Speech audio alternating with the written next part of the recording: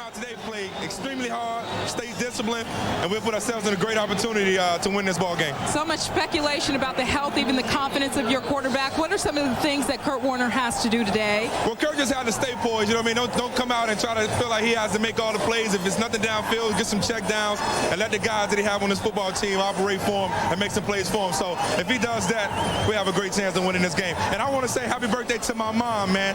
She passed in '96. Happy birthday, Mom. All right. Appreciate you. that. Peace. Let's go back upstairs to Joe. Thank you, Pam. Interesting choice on the opening coin toss. The Philadelphia Eagles won the toss and they elect to receive. You could give consideration to taking which side of the field you want to make Warner play into the wind right out of the gate, but that's not the case. And Brian Mitchell, one of the best ever, waits for it near his goal line, and he's flipped and tripped, and he falls forward to the 19-yard line, and that's where A.J. Feely and the Philadelphia Eagle offense will go to work, and this crowd gives Feely a nice ovation. Kind of warm and feely and warm and fuzzy for A.J. as he heads onto the field, protected by this group. Hank Fraley, they put an awful lot on their center, and the guys will talk about that during this game. In the backfield, Deuce Staley and Cecil Martin. Thrash and Pinkston on the outside. Chad Lewis, a former Ram, a very good tight end.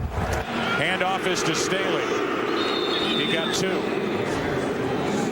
Let's look at the Rams up front. A front four that'll tell you we weren't that bad against the Washington Redskins, but the bottom line is they weren't good enough against that big offensive line and the running of Stephen Davis. The linebackers, Robert Thomas, the rookie, still learning on the job, and he will be asked to do a lot here today against the Philadelphia Eagle offense, and they're the defensive backs with Archuleta and Herring, the safeties. On second down, this is Dorsey Levens. He falls forward near the 25. Third down coming up for A.J. Feely and the Eagles. Well, I think it's pretty obvious already. You look at the first two play selections, running plays, that they're trying to take some of the pressure already off of A.J. Feely. They want to get him working into this offense very slowly here today, not make any mistakes. They've already instructed him, when you drop back to pass, if you don't have it, just throw it away. If we have to punt, that's not the worst thing that can happen. On third down, Feely's first throw is complete to the tight end Lewis, and he is thrown forward to the 35 with a Philadelphia first down. Well, the other thing that Andy Reid was telling us was that he's not changing his offense. Just like with Coy Detmer, he's simply going to let it go. He doesn't believe in running the football like a lot of teams do.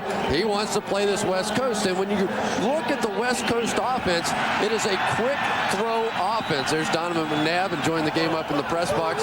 But those quick throws are really more of what Feely and Detmer are all about. First down for Philadelphia. Feely dumps it off, and he throws behind his fullback Martin. Second and 10. A.J. Feely, who really only played as a junior in college, made only 8 starts at Oregon. When he was a sophomore, Akili Smith was there, so he didn't play. He played as a junior, got hurt his elbow. And Joey Harrington, who was eventually a first-round draft pick of the Detroit Lions, took over and pushed Feely to the bench. Staley out, Levens in, and play action. Antonio Freeman, the throw is there right off his hands on this cold day. And what looked to be a huge gain for Philadelphia is just an incompletion. Well, this could have been a great play right here. 86, Antonio Freeman. The ball hits him right in the hands. Great throw by A.J. Feely. And A.J. Feely knows that he missed him one primarily because the Rams were in a 2-deep coverage, and that's the weakness of that zone. Antonio got in that spot. A.J. delivered him the football, and Antonio made an uncharacteristic drop. Now it's third down and 10. They hand off to Levens. First down, midfield. To the Ram 49. Archuleta made the stop, but on third and 10, a run and a 16-yard pickup by Dorsey Levens. And I really do think this is the right game plan against the St. Louis Rams. We watched last week against the Washington Redskins, popping right off of that left side, and big Trey Thomas. The Washington Redskins had great success running against this Rams defense. Eventually, they had to bring safeties up, and that's when Danny Werfel and company got hot throwing the football. From the Ram 49, it's first down. Feely sets up for a throw, and now now dives forward. Ball came out, and the Rams have recovered. A.J. Feely with the first turnover of the day went head first. Scanina knocked it out, and the Rams take over with good field position. And as much as anything, this just happens when a quarterback or any running back is not accustomed to taking hits, which A.J. Feely is not because he's not been playing, that you've got to be conscious of wrapping up the ball. Right there, you see that A.J. Feely has it in one arm. Defender comes in, knocks it out of his hands. But a great break for Kurt Warner and company. Now they get the field position they were hoping for, and they are throwing with the win in this quarter. So the first chance for Kurt Warner, who is 0-5 as a starter this season. Lamar Gordon starts at running back, and he gets it on a handoff. Lamar Gordon with a big burst, and he's brought down right at the first down marker at the Philadelphia 45.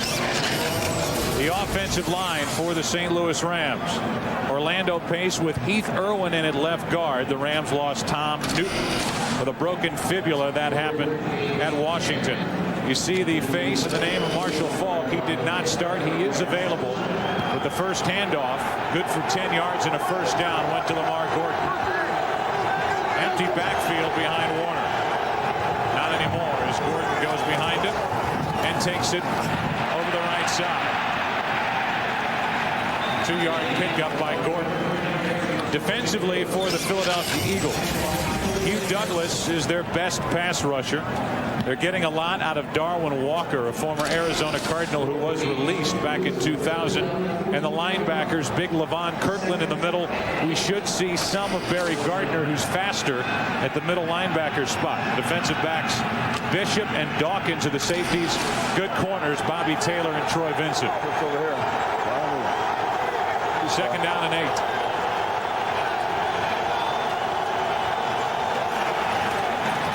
First throw. Isaac Bruce dropped it. Looked like he was ready to make a move up the field as he got it around Bobby Taylor, but could not come up with a catch. 3rd and 8. Well, Kurt Warner has not taken snaps all week from the center because of the inflammation and swelling that he has in his right hand. Today's the first time that he's taken those snaps. He gets that one cleanly and comes out and delivers the football. Ball's dropped, which I think you're going to see a lot of today on that particular play. Kurt Warner dropping back 3 steps. I think they want to get him into 3- and 5-step drops and get the ball out quickly. The Rams trying to take advantage of the turnover, have the wind at their back. Warner has time, fires, has Bruce with a catch. The reception is made. The officials get together, talk about the left foot coming down, and now they've got a penalty flag back near the line of scrimmage, and this play is coming back. Illegal hands to the face, number 70, offense, 10 yards, 3rd down. That negates a first down for the Rams at the 19-yard line. John St. Clair on the top of your screen right there. Going to end up with the hands in the face, and it's going to get called every single time. John St. Clair last week, of course, giving up the sack to LeVar Arrington at the end of that ball game that negated any possibility of winning for Kurt Warner at the end, and despite a great drive down the field.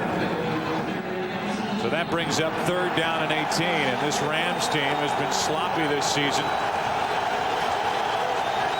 7th most penalized team in the NFL, and that one erases a first down. 3rd and 18 underneath. It's Ricky Prohl. Got a long way to go to get a first down, and he's not close. Ike Reese was there on the stop for Philadelphia, and it's time for the Rams to punt.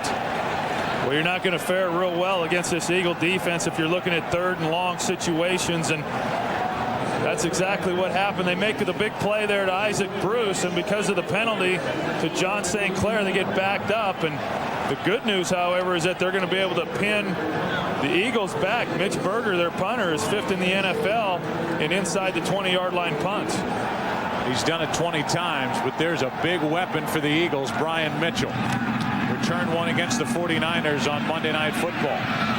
This one takes a bounce, goes along the goal line, and it is a touchback. Nick Sorensen, it looked like, into the end zone, touch the football, and that's the reason why this is ruled a touchback. Once you go in the end zone, though, you can reestablish yourself back in the field of play, so I think that part of it's legal.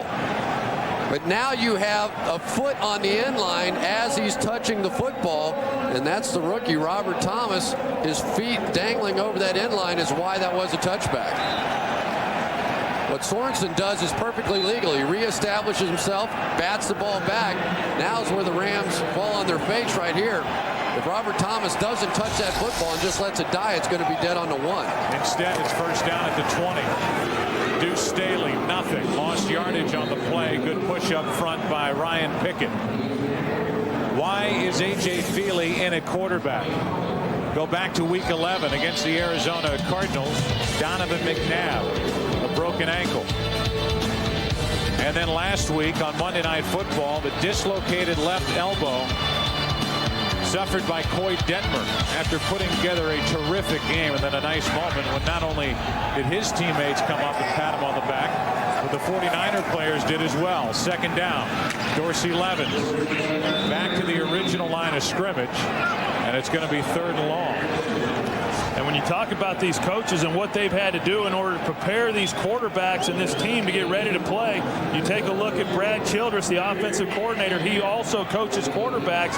He's been the guy responsible in getting Coy Detmer last week ready to play. He has been tutoring A.J. Feely all week. They've been spending a lot of time at night there at the facility looking at film, going over the game plan. He's done a great job with Coy and with Donovan. We'll find out today how he's done with A.J. 3rd down and 10. Feely throws.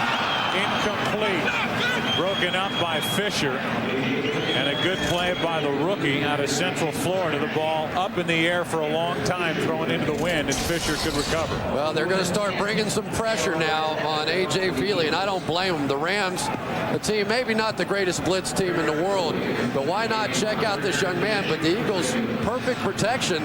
There's not enough zip on the football on the outside. Timing just a little bit off. Again, working into the wind. And Landeta gets off about as good a punt as you can, considering a line drive punt. It doesn't get hung up in the wind, and on a spiral, it's marked out of bounds just outside the Ram 40. It's a 40-yard punt, and good effort by the 40-year-old Landeta. You look at points and starts for Kurt Warner. 1999 through 2001, 20 or more points, 40 times.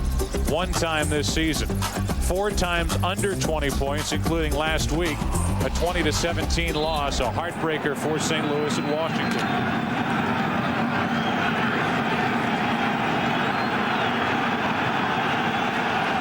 Marshall Faulk still not in the backfield for St. Louis. Play action from Warner. Plenty of time. Looking to get rid of it. Lost the football. And the Eagles take over. Sean Barber made the hit, and Sean Barber comes away with the football.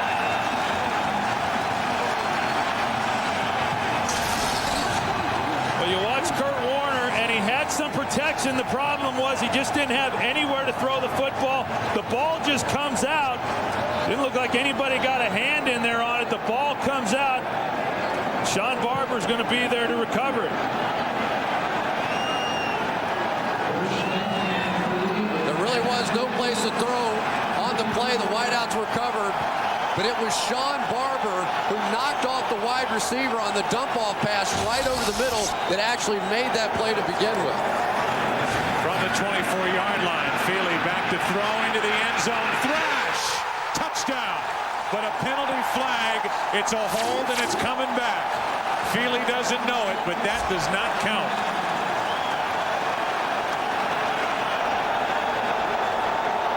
Illegal hands to the face. 72 offense. 10 yards, first down.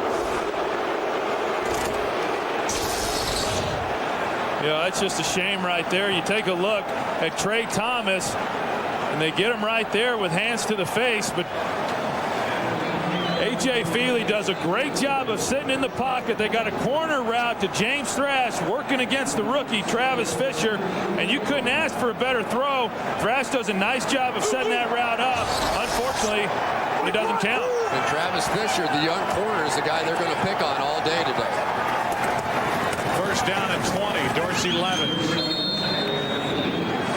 Gain of only 1. Let's go back out to Los Angeles and check in with JB for a game break. So after an unsuccessful series at first and goal, Minnesota had to settle for this 29-yard field goal by Gary Anderson to tie it with Atlanta. And take a look at Drew Bledsoe, the clinching score here, intended for Eric Moe, tipped by Sam Madison. Moe still comes up with it, a 57-yard score.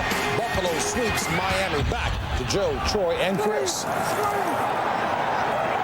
Thank you, JB. It's second down and 19 for A.J. Feely and the Eagles. Out of the backfield, that's Westbrook. It's out of his reach. Third and 19 coming up. Well, for A.J. Feely, that was a pretty ball throwing into the wind down there, and it helps so much if you can throw a spiral on a windy day, doesn't it, Troy? Well, it sure does, and especially when you're talking about A.J. Feely and some of his strengths. Yeah, he has not played much, but he's a big, strong guy. He's got a strong arm, and that's going to help him today, especially when he's going into the wind as he is now. Off screen.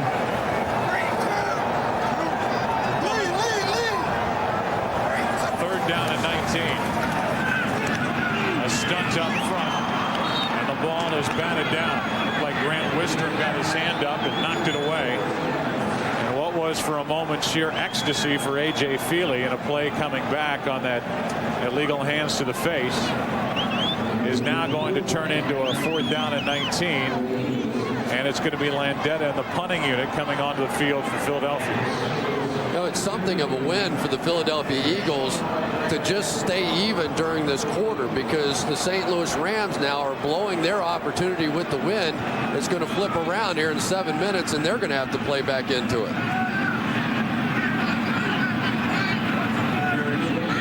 Always a possibility of a fake with this kind of field position. The Eagles have to get all the way to the 14-yard line for a first down. Penalty flag on the play, and the ball takes a good Eagles bounce. And the Rams will have it inside their 5, but will check the marker. And it's an ineligible man downfield, and the Rams, I'm sure, will make Philadelphia punt it again.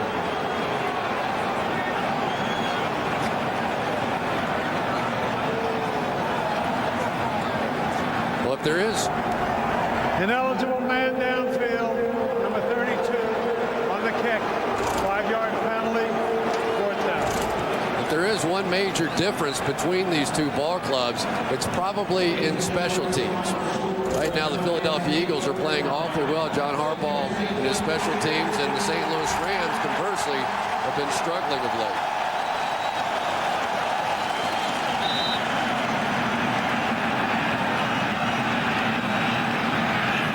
Heard that reaction from this crowd to the Giants score. They lost in overtime, I'm told, is an end-over-end punt. Will take a bounce. Still a good effort by Sean Landeta.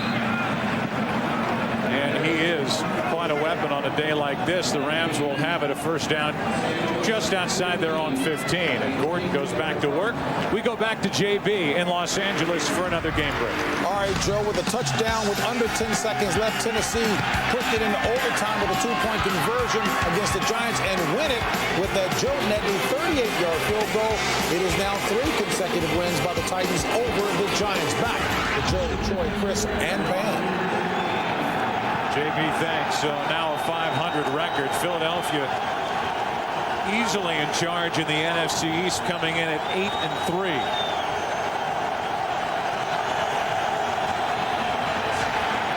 Warner hangs onto it and now gets rid of it to Lamar Gordon. It's an incomplete pass. A late whistle, but that ball clearly bounced into the arms of Lamar Gordon. And it looks like Hugh Douglas got a little bit shaken up on the play. He's the one who got in there on Kurt Warner.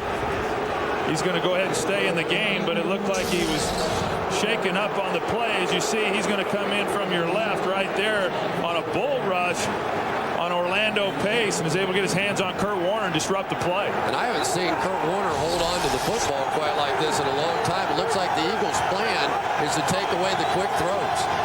Late defensive substitution for Philadelphia. A fake toss and a handoff to Ernie Conwell running left. And I nice gain on second down, short of a first down. Conwell got 8.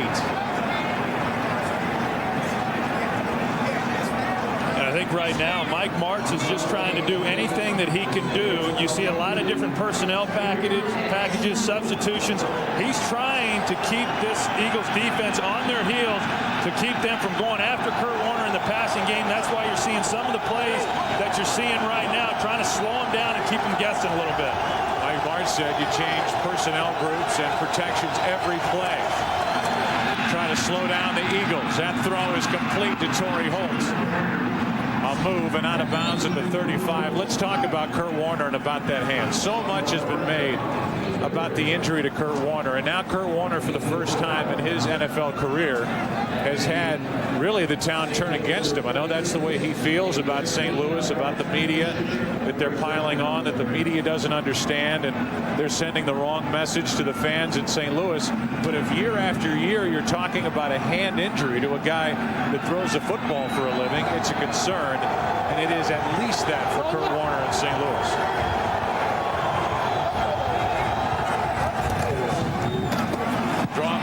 Lamar Gordon.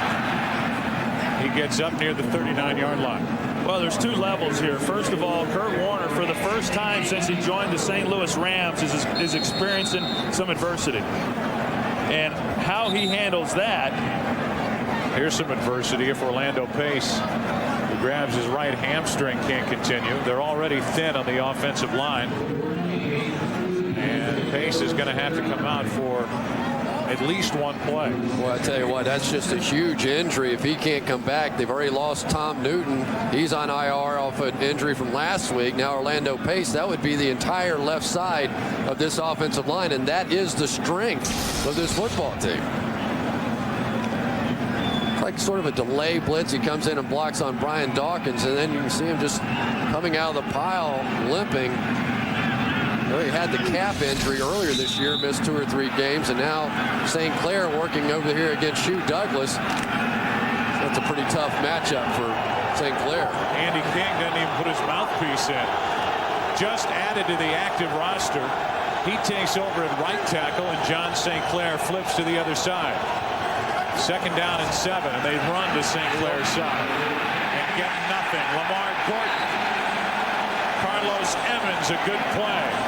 And 3rd and long coming up for St. Louis as Gordon just got back to the line of scrimmage. You got Torrey Holt, 81, who's going to try to get the block here on Carlos Emmons, and he's trying to shield him, but he overplays it. He gets to the outside thinking the ball carrier, Lamar Gordon, was already to his outside. He's not. Carlos Emmons is able to come up inside and make that play. He can try it the next 100 times. He's never going to block Carlos Emmons. No way. 3rd down and 7. Warner throws, and he's got Holt on a beautiful throw and catch. And a 1st down at the Philadelphia 45-yard line. He's saying, now see, you don't want to have me blocking linebackers. This is what you want me to do. Go ahead, let me run this slant pattern in here and give me a chance to win the football game. Nice tight throw by Kurt Warner. Torrey Holt with a quick move working against Al Harris, who's Terrell Owens' best friend, according to the halftime feature I saw last week. 1st down, St. Louis, Philadelphia 45-yard line. That's Gordon. And one thing the Rams told us is they will continue to try to run the ball, even if they have some negative runs, to try to slow down the blitzing of this Philadelphia defense. Well, and that's what they have to do. There's no doubt about that. And the other thing is, too, the matchups that you're going to have on the outside with these receivers against these DBs. This Philadelphia Eagle defensive secondary, they have played better when they've played bigger receivers. When you talk about Terrell Owens, the job they did against him last week, Keyshawn Johnson, the problems they've had when they've played smaller, quicker guys like Marvin Harrison with Indianapolis. And now today, they've got a group of receivers that are as quick and as fast as anybody in the league, and that creates some problems for this Eagles secondary. You look at Jim Johnson, who is, in a way, what Martz got a reputation for an offense, and that is sometimes he'll show you something defensively that you've never seen before. And now, with Orlando Pace not in the lineup for St. Louis, the Philadelphia defense, which comes in 5th in the NFL, has got to smell blood and come after Kurt Warner even more. Yeah, I would think so. Talking with Troy Vincent, I thought he was really honest with us talking about the matchup, Troy. What you were talking about was he just said, hey, we don't match up with these guys. We're not going to go out there and try and play bump and run and man-to-man defense. That's not what we do best against the St. Louis Rams. These two guys, obviously, two absolutely best in the business. Now, the one thing Isaac Bruce did tell us is that he will know at all times where Brian Dawkins is. Brian Dawkins is a safety for this Eagles defense, and he's as tough as there is in the game. And Isaac Bruce said, every time I get out in alignment, I will know exactly where number 20 is on the field. Rams have to use an early timeout as a play clock was winding down prior to the last play. It's 2nd down and 2. That's Gordon. And Lamar Gordon lost a yard. Well, you think Mike Martz likes Lamar Gordon, though? Last night we were talking with him, and he said this guy is just exceptional. He thinks one day he will be a premier back in the league, and we kind of looked at him like, no, really?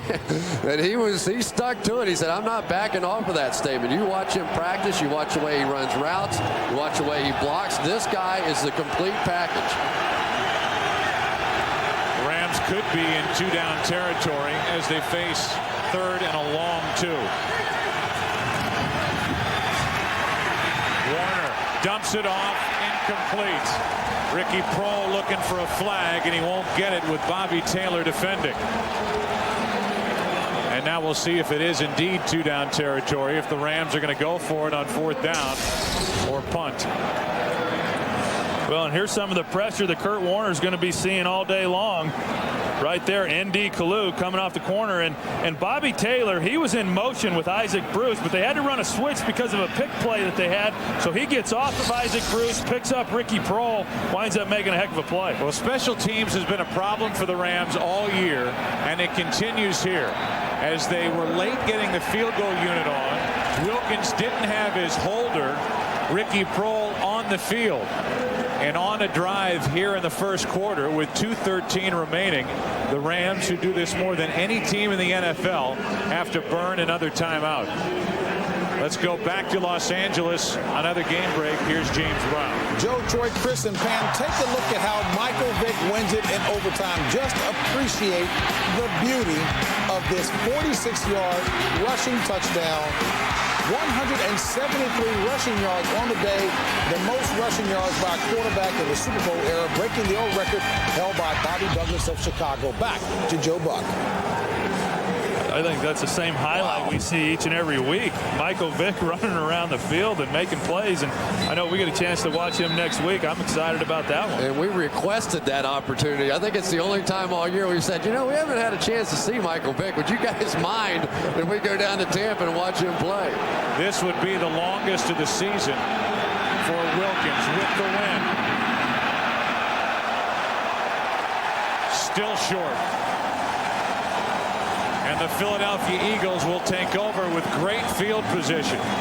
So it wasn't 2-down territory. They didn't go for the first down. They didn't punt it. They ran Wilkins out onto the field, and with the wind, Wilkins comes up a few yards short. Well, this one didn't have much of a chance. You're right. And the biggest thing is not so much that they tried to make the kick, but now the fact that they missed it, they give this Eagle offense tremendous field position. They're going to start out now on the 45-yard line. And it's not an outrageous decision to let Wilkins try that when he's had a 57-yarder in his career, but my guess is that was probably in a dome and not in the cold weather in Philadelphia. So starting from their own 45 are the Eagles with no score. Feely airs it out, and Thrash is overthrown. Let's go down to Pam Oliver. All right, Joe, Orlando Pace up on the Rams sideline trying to shake things off. He's got a right hamstring strain. His return is questionable. Back to you, Joe. All right, Pam. So again, that's something that'll play out the rest of the day with losing the left side of the offensive line. Newton first, and now Orlando Pace. For how long, we don't know, but when you're trying to protect Kurt Warner, who is slowed by an injured throwing hand, that's bad news for St. Louis. 2nd down and 10, and Feely is sacked. Grant Wistrom.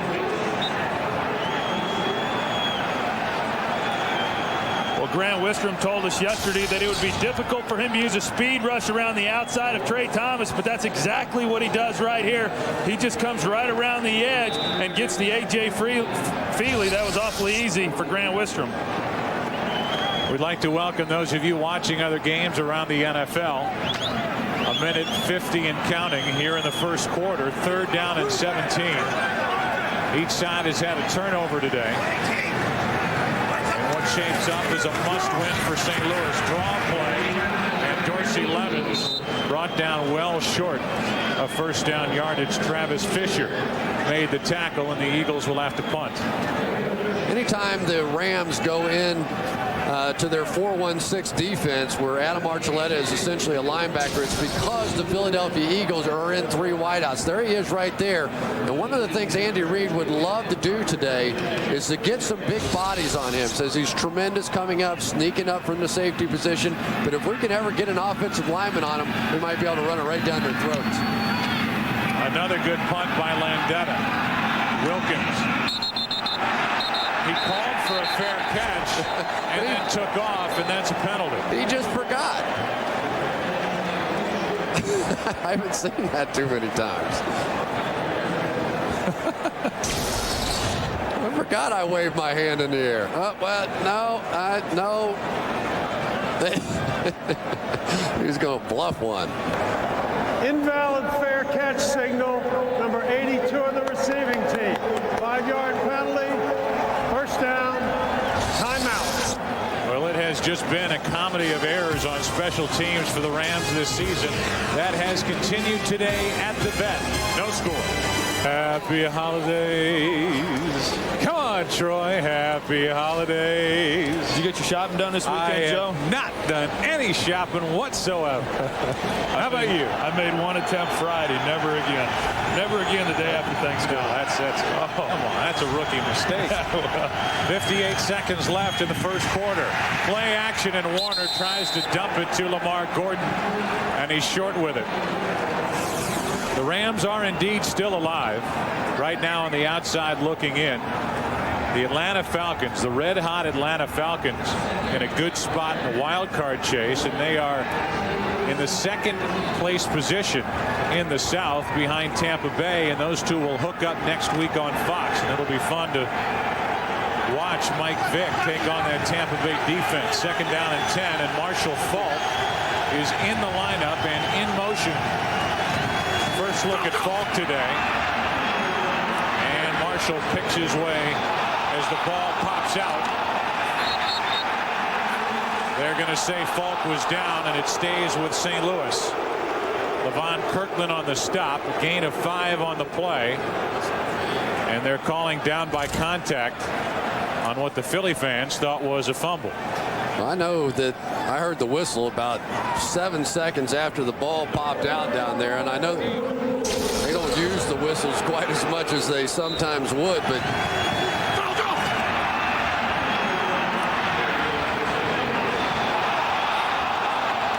I don't know about that one.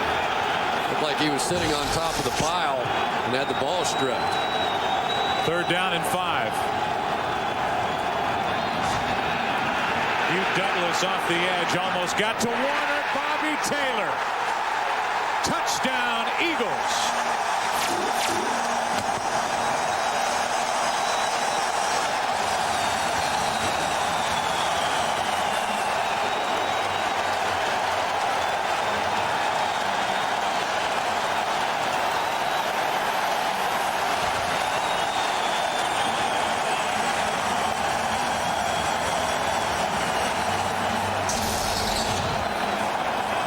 Well, that's what this Eagles defense has had to do. They have to create turnovers. They only rush 3 people. Kurt Warner does not see Bobby Taylor in the zone coverage come underneath that route. Interception, touchdown. Troy, they're just taking away all the short throws from Kurt Warner. They're essentially saying, we're daring you to throw the football down the field, and the Rams can't get it done. Some Jim Johnson points. The coordinator for this very good Eagle defense. 7-0 Philadelphia. Bobby Taylor gets the interception, his 3rd of the season, his first touchdown. And the Eagles strike first, and how do they do it on defense? This kickoff by Akers hangs up. And Wilkins takes it from outside the 20.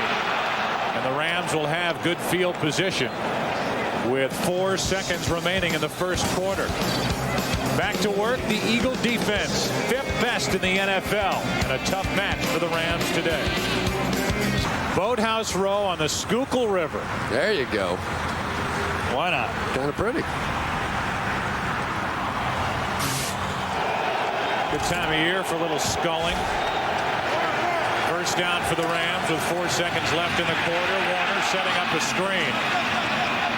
Marshall Faulk up to the 49-yard line, and that will do it for the first quarter. The St. Louis Rams have had more returns against their offense for touchdowns than any team in the NFL. It's happened for the 8th time here today. That by Taylor, 7-0. Back after this. Defensive touchdown for the Eagles, and we begin the second quarter with Philadelphia up 7-0. Andy King is in at right tackle for St. Louis, an injury, right hamstring injury to Orlando Pace. John St. Clair on the left side. And on second down and a couple, Marshall Faulk loses yardage. Loss of 1 on the play. 3rd down coming up for the Rams. Let's go back to the touchdown by Taylor. Indy Kalu is going to be the spy right in the middle of the field. He's going to take away Marshall Faulk. This is what the Eagles have been doing all day, taking away the underneath stuff. When you see the pressure on Kurt Warner, which makes him hang on to the ball, here's Bobby Taylor right here. He's going to undercut it. Kurt Warner never sees him. And Joe, you talked about the touchdown returns that the Rams have had against them. That is only the 9th interception that this Eagles defense has had. Came at a great time in this ball game. So now Warner has thrown 3 touchdowns, 10 interceptions. Lane Bishop is hurt and getting tended to. And the Rams quarterback, his confidence is shaken. 3rd down when we come back. Well, our camera crew is bundled up. Don't worry about them. Not dangerous. They're just trying to stay warm. It is a cold evening here in Philadelphia. We said, what, 23 degrees with the wind chill, and the wind is howling down on that field. The Rams are playing into the wind and facing a 3rd and 3. Lane Bishop replaced by Michael Lewis at the strong safety spot. Eagles are showing blitz, and they come. Handoff to Marshall Faulk. Loses yardage for the 2nd consecutive play, and it's time for the Rams to punt. A loss of 2. Let's go to Los Angeles. Another game break with JB. And another strong day for Cris Holmes. The NFL's leading rusher had 2 rushing touchdowns today. He's got 22 on the season, 4 shy of Marshall Faulk's NFL record. Back to Joe, Troy, Chris, and Pam. You got to look at Bishop going up the tunnel. That is not John Wayne, by the way. Andy Reid said he'd be about 6'6" if they straighten out his legs. He is bow-legged and banged up. Penalty flag on the punt by Berger. A line drive to Mitchell.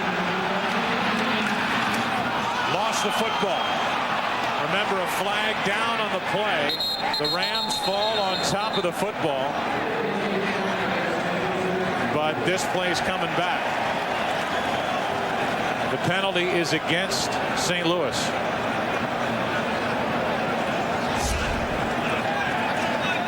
So while they pile on and now peel off that pile, the indication is the Rams have the ball, but Bob McElwee has been completely ignored by his fellow officials. Bob's trying to get the guy's attention. Somebody might lose a limb down on the bottom of that pile, and Bob's saying it doesn't matter anyway, guys. Get up. Come on. Still trying to get it back there.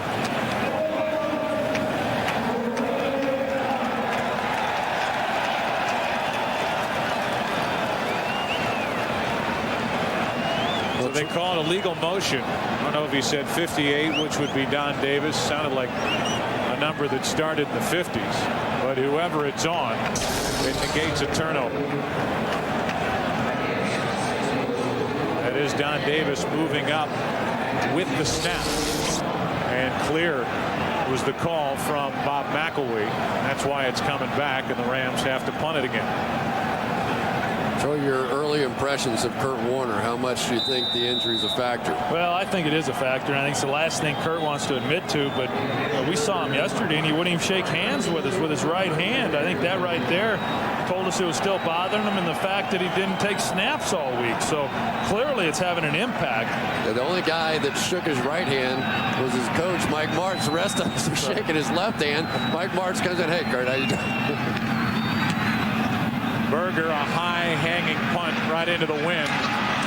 And a fair catch called for by Brian Mitchell. Chris, you're used to guys not shaking your hand, but Troy, for you, it was something new. It was new for me, yeah.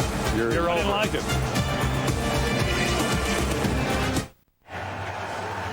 Everybody is bundled up on a night like this. The sun is set. The temperature continues to fall. One of the 99 balloons that Nana once sang about. And it's first down for the Philadelphia Eagles. Up by 7. 7-zip for the 8-3 Eagles. A.J. Feely throws. Todd Pinkston with a catch.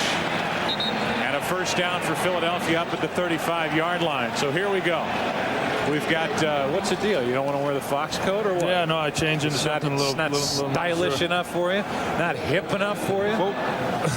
What we want to get into here is Kurt Warner's obviously had the broken finger, and now this pad right here is what's creating some problems for him. So when he's getting snaps, the ball is hitting him right there on the area that has created some problems.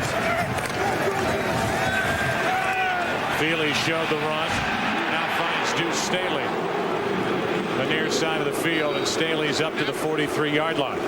To go back with that, and Kurt has not been taking any snaps all week long. The reason is when he's getting the snap, the ball is hitting him right on this area that somehow became inflamed and swollen last week, and he's having a lot of problems. And that we talked about how last night he was not shaking hands, and that's the reason. Not so much the pinky and the break that he had, but more because of the inflammation in that pad, that hand pad that absorbs the shock when you're taking a snap from center. Really an injury here last year, guys. The first game of the season when he hit his right hand and that thumb on a helmet. The game the Rams eventually won in overtime as Deuce Staley picks up the first down, and we go down to the field in Pam Oliver. Okay, Joe, a couple of injury updates for you on some of the Eagles secondary members. Safety Blaine Bishop went into the locker room for treatment. He has a pulled groin. Cornerback Sheldon Brown has a knee contusion. His return is probable. Back to you. Orlando Pace still getting attention, and he's talking to his offensive line mates, bothered by a strain in his right hamstring. More play action from Feely, who lets it fly. Dropped. What a throw from A.J. Feely to Brian Westbrook, right in his gut, but dropped. Second down coming up. Well, and I think A.J. Feely's just doing an outstanding job in this game of getting to the right plays, throwing to the right guys. He's making good decisions. He's getting rid of the football. But the guys so far have not stepped up and made the plays around him like they did last week for Coy Detmer. Right there, ball hits Westbrook right in the hands. Possibly a touchdown if he's able to bring that one in. But A.J. Feely is not showing signs of a guy who has not played very much in this league. You're looking at a guy in A.J. Feely who was released to the practice squad early in the year as the Eagles were trying to free up some roster space because of injuries. So really, any team could have had A.J. Feely. He got some offers from other organizations, but knew that he was only there because of a tight roster, not because they didn't like him. He stays here in Philadelphia, and here he is with an 8-3 team getting a chance to start. Well, and he almost didn't even make this team because, you know, he barely beat out Tim Hasselbeck when they ended camp to be the third. Now Tim Hasselbeck is the backup in this game that they just brought up to the active squad. Third down and 4. Feely sets up and throws, has Thrash, who has a first down. And no problems at all for Feely, who shows emotion down on that field. One of the big matchups in this ballgame, John Runyon working against Leonard Little, who is the best pass rusher for the St. Louis Rams, 7 sacks on the year. And John Runyon's just having a fantastic season. And then A.J. Feely, I'm not real sure how he got this ball in there. There had to be 4 Rams defenders right around that play, and James Thrash somehow found a hole, and Feely found him. First down at the Ram 36.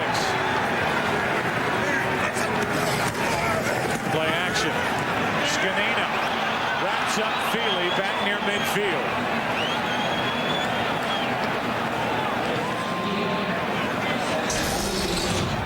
Well, Jeff Scanina, number 90, he's going to come up inside, and A.J. Feely turns around and sees him right there. And in my opinion, A.J. Feely, he has time there to get rid of that football. He had some space. He's not the most athletic guy. He's not the most mobile guy. We have seen him move around some, but he had a chance there to get rid of the football and avoid the big loss. Talking to some of the Eagles players and coaches, they said if he does have a weakness, it's that he tends to hold on to the ball a little too long trying to make plays. Big loss of 12 on that sack. Second of the day for the Rams, and it looked like Trey Thomas, the left tackle, moved too quickly, and this will move the ball back on the Eagles side of the field. And what happens? False start, 72 offense. 5 yards, second down. One of the things that often goes unnoticed is when you have changes in quarterbacks. Last week, Coy Detmer coming in, and then this week with A.J. Feely, each quarterback has a different rhythm to their cadence. Very difficult for these offensive linemen to get adjusted from quarterback to quarterback on when it is that the ball is going to be hiked and them coming off the ball. And what did Hank Fraley tell us? Said not every singer sings alike now. Very proud of that. He worked on that line all week. He was happy to give us that one. Second down and 27. From play to Lemons to the Ram 45. The Eagles need to get to the Ram 26 for a first down, a gain of 8 on that play. Next week, it will be week number 14 around the NFL. Falcons and Buccaneers. Big early game, and these Philadelphia Eagles will go out to Seattle to take on the Seattle Seahawks or other regional games. Check your local listings. And it should be an interesting matchup between Warren Sapp and Michael Vick. Vick scoring the winning touchdown in overtime today, as we showed you in the win over Minnesota. Feely holds on to it too long again, and Leonard Little comes up with his 8th sack of the season, and the 3rd already on A.J. Feely today. That Chris pointed out earlier, the job that Runyon was doing against Leonard Little. This time they got a tight end on his side, Jeff Thomason, but Leonard Little's able to use his speed and get around the corner. Jeff Feely never sees it coming. So far, this has been a game of offensive mistakes. There's been one defensive touchdown, and these offensives, they really just look horrible so far. Landetta hangs one. Wilkins on the run. And they throw a flag as Wilkins had to go off his hands and then out of bounds. And a lot of discussion down near the 14-yard line. Even if there's no fair catch called, you still have to give the guy room to make the catch. Damian Douglas wondering if he's going to be flagged for getting too close. Interference with the opportunity to make a catch. Number 82 of the kicking team. 15 yards, first down. Well, that's a big penalty. It gives the Rams, instead of a first down at their own 14, this will move the ball out near the 30. Damian Douglas called for that. And the Rams have it down 7.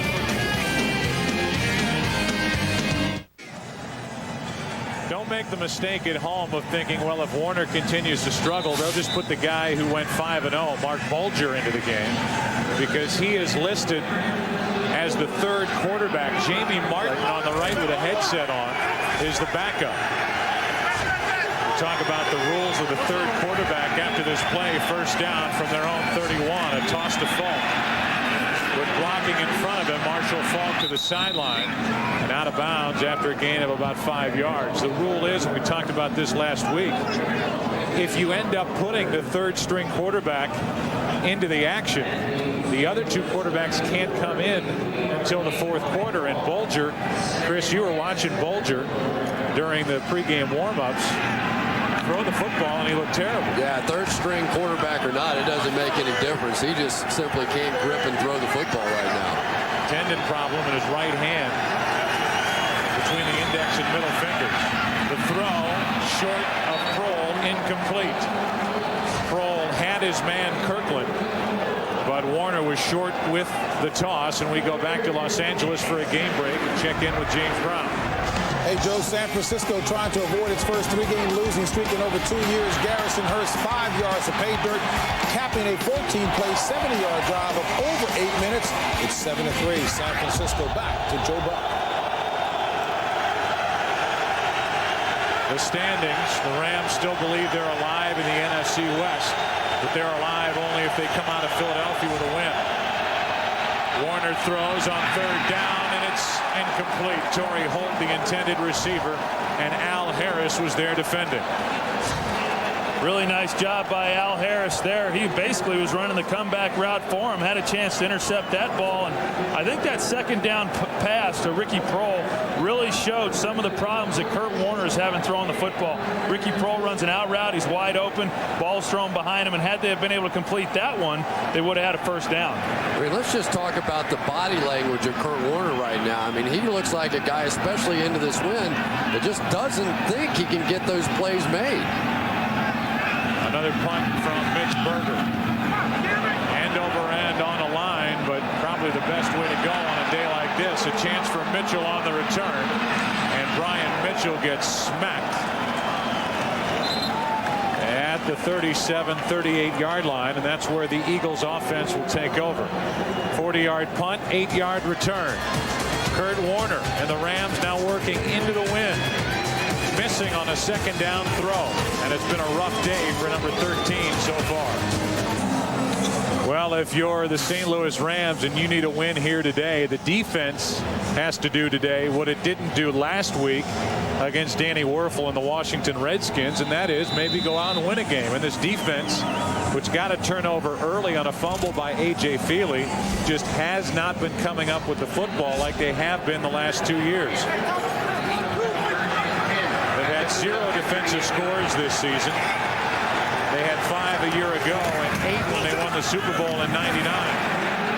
That's Dorsey Levens. A nice run on 1st down, got 8.5, 9 yards. The early game headliners. Priest Holmes, another big day as the Kansas City Chiefs just dismantled Arizona. Drew Bledsoe in a win for Buffalo, and Michael Vick. A little symmetry. And 3 total touchdowns as the Falcons prepare for a game next week in Tampa Bay.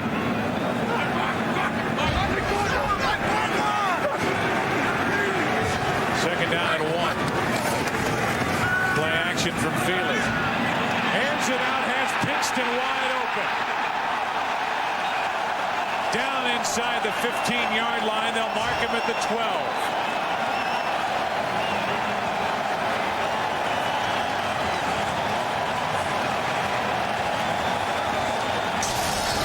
If you're going to get the ball down the field, you've got to have some protection. Right here they get on Grant Wistrom. Do a nice job there. And then you got Todd Pinkston. The safety was nowhere to be found. Dre Bly thought he was going to get some kind of help. A.J. Feely spots him and makes an easy throw and completion. Movement by Thomas again. False start, number 72, offense. 5 yards, 1st down. Well, by now we know who that is. It's Trey Thomas.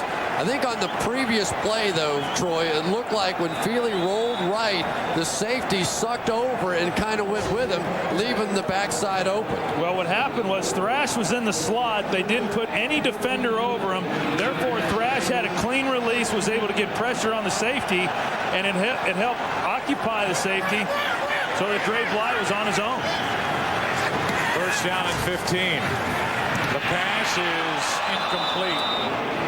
You can see the zip on that incompletion to Pinkston. And here it is. See, there's no defender right here, so he gets a free release, and he pulls the safety out. It leaves one-on-one on the outside, but Dre Bly's thinking he's going to get some of that help from the safety, and therefore Pinkston runs right by him. But, Troy, the big point here, just like it was in the Washington game, right now the Rams are committing so many guys to the line of scrimmage to stop the run. They're singled up back there in the secondary, and they're not very good at it. 2nd down and 15. This is Westbrook. Little end around, and Westbrook back near the original line of scrimmage. It's going to be third down for Philadelphia. And if you're the Rams defense and defensive coordinator Lovie Smith, you're thinking we have got to hold them to a 3-point try, falling down 14-0. With your offense playing the way it is against this Philly defense could be death. I'll tell you the truth, I think the life is being sucked out of this team. There's no emotion out there. They're watching Kurt Warner and they're seeing the issues he's got, and they're all probably thinking we're in trouble. Third down and 11. Feely over the middle, incomplete. Leonard Little had pressure on the play, and the pass was too high for Antonio Freeman. Well, that was a pretty good design right there on the play. A.J. Feely sees it. This is the toughest area to throw the football, especially when you've not been accustomed to doing it. He hangs in the pocket, and you're going to see Antonio Freeman work into the end zone, find that zone in front of Kim Herring. Had a chance for a touchdown. A.J. just a little high on the throw. David Akers, the leading scorer in the NFL, starting the day with 100 points. Now has 103.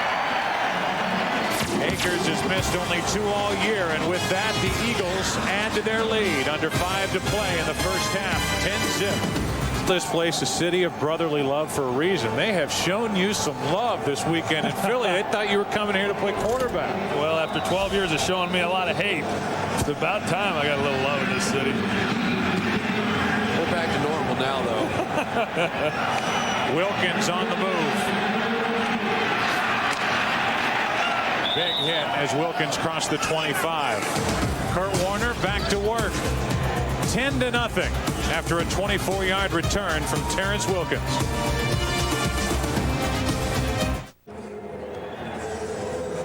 Circle him, Chris. I got the arrow on. Can I just put the arrow on? Yeah, why not? All right. That's Coy Detmer, who is all jazzed up, snappily dressed on this chilly Sunday afternoon.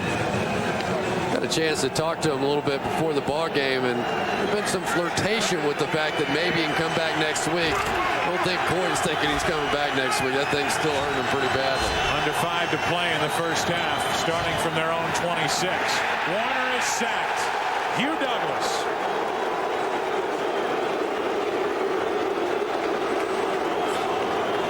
Number 9 for the 2-time Pro Bowler. There just is no prayer right now. Hugh Douglas is one of the best pass rushers. You've got John St. Clair, who's a weak spot on this offensive line for the Rams anyway, playing out of position for Orlando Pace. You have Kurt Warner with the bad hand, who's in trouble anyway with his play on the field, the wind blowing in their face. This is a nightmare right now for the St. Louis Rams. Second down and 19 after the sack. And an inside handoff to Troy Edwards. Trying to make a move in a minimal gain. Brought down shy of the 20 after a gain of only 3. Al Harris made the tackle. And I think there's 2 things worth mentioning, Chris. One is that, as you mentioned, St. Clair, who had been playing pretty good at right tackle, is now having to make the adjustment to left tackle. That's a big adjustment. And then also, you would ask the question, why don't they get him some help? Kurt Warner likes only 5-man protection so that he can get all 5 guys out in the routes. They may have to readjust that thinking here in this quarter. Third down and 16. Warner buys time. Lets it go and finds Torrey Holt. The ball comes out. And the Philadelphia Eagles have recovered. Bobby Taylor, who already has a touchdown, comes away with a fumble as Holt dropped it about a yard shy of first down yardage. Well, Troy, to get back to your point now, they're having to roll away from Hugh Douglas and help with Marshall Faulk. Okay, mission accomplished. Now they get out around the corner, and Kurt Warner makes the best throw of the day, and they still end up with a negative play. They still turn the ball over, and that's been a problem for them all year. They're second in the league in turning the ball over offensively, now being 30 times. Well, there's the challenge flag with 3:39 to go in this first half. That is thrown by Mike Martz. The Rams have only 1 timeout remaining, and Torrey Holt came to the bench saying that he did not fumble, and we'll get probably our best look at it right here. The knee, tough to tell with that replay if the knee was down before the hit was made. Couldn't overturn it based on that. St. Louis is challenging the ruling the field that it is a fumble. I don't think you can overturn it from that either. That might give us our best look if it was slowed down a bit, but the question is, was the knee down? The problem was, though, in one shot you couldn't see the knee, and the other shot you couldn't see the ball. Right. So there has to be something definitive to overturn it, and there wasn't. And by the way, Holt, when he was hit, was about a yard short of the first down yardage. So this either means the Eagles will maintain the ball inside the Ram 30, or it'll be fourth down, and the Rams will have to punt it to Philadelphia anyway.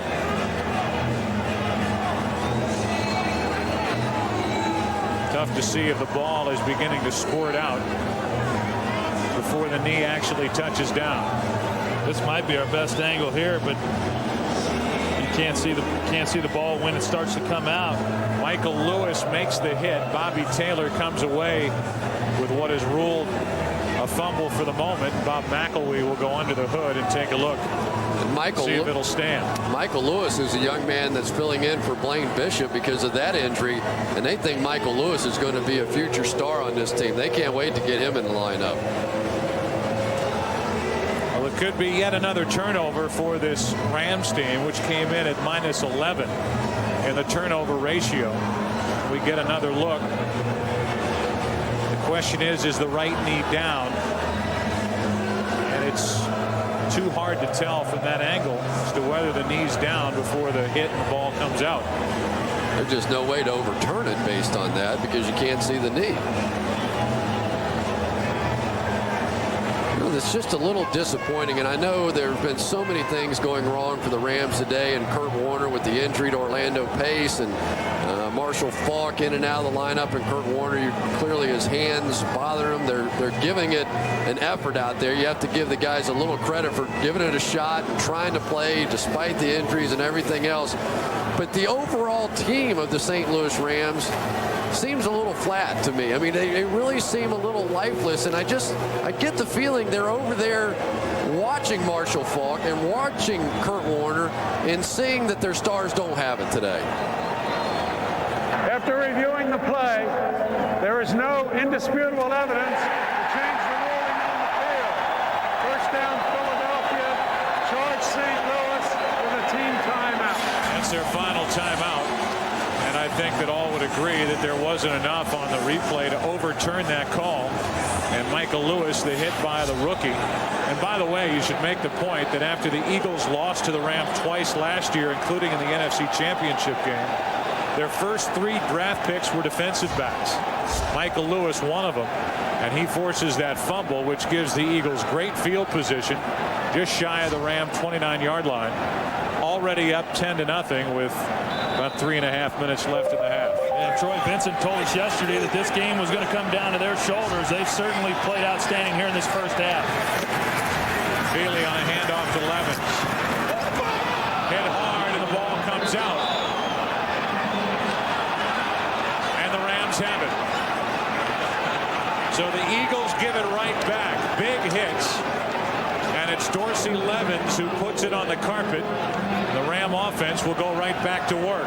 And Troy, that's the most flying around the football I've seen out of the Rams defense all day. Last year, they made their mark with their hustle, with their effort, and big grease. Ryan Pickett with the initial hit on that one, followed up with Tommy Polley, who's probably having the best year of any of these guys on the Rams defense. There's no question. He has missed some time this season because of injury, but it is an entirely different defense when he is out on the field playing.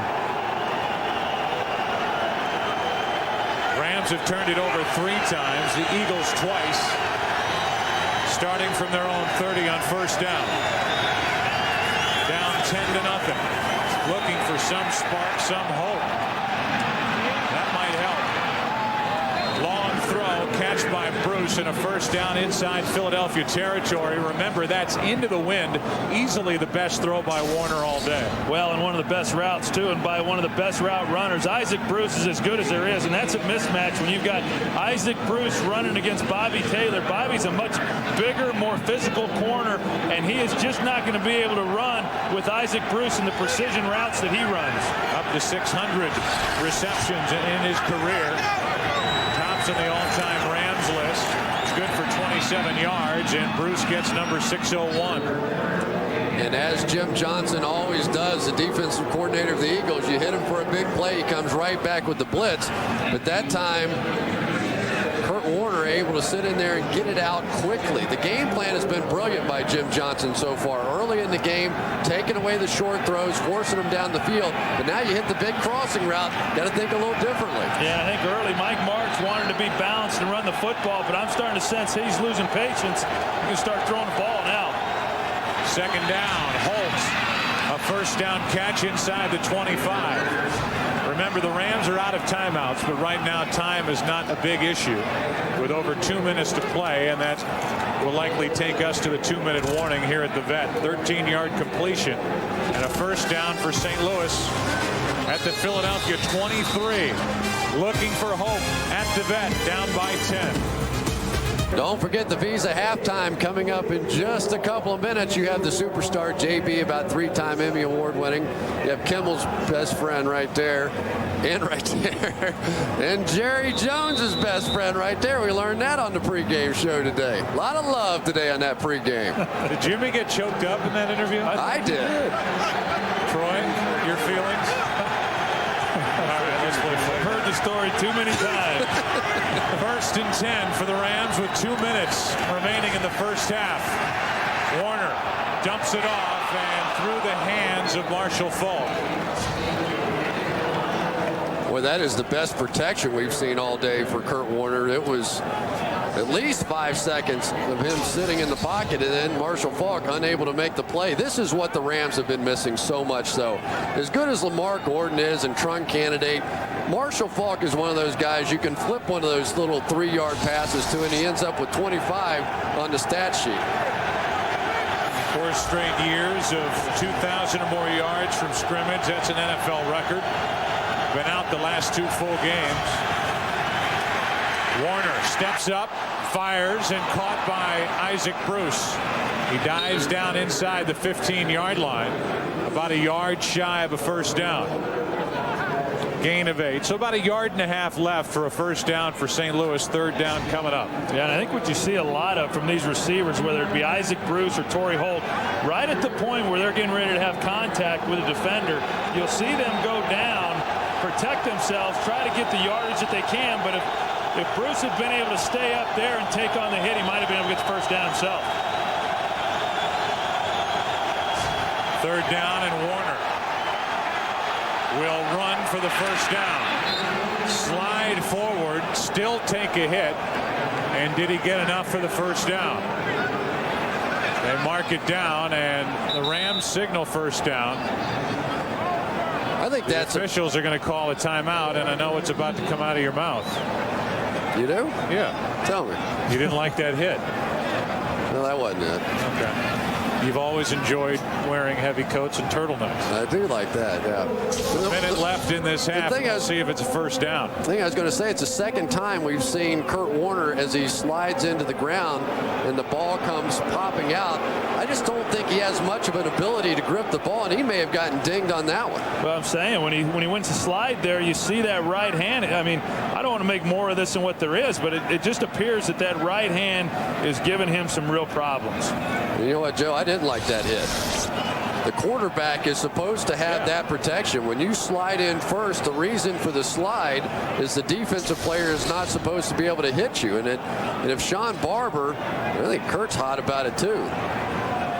With the official, he's saying, you're going to let him hit me like that, it's going to be a short day for me. You're not supposed to be able to spear the quarterback regardless, but especially when he's giving himself up on the slide. Sean Barber, the speed weak side linebacker, is one of the 2 that came in for the hit. He comes out of the lineup. It is a first down.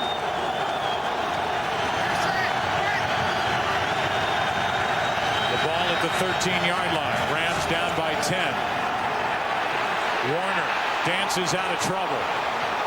Throws incomplete. Isaac Bruce had 2 defenders in front of him, including the strong safety Michael Lewis.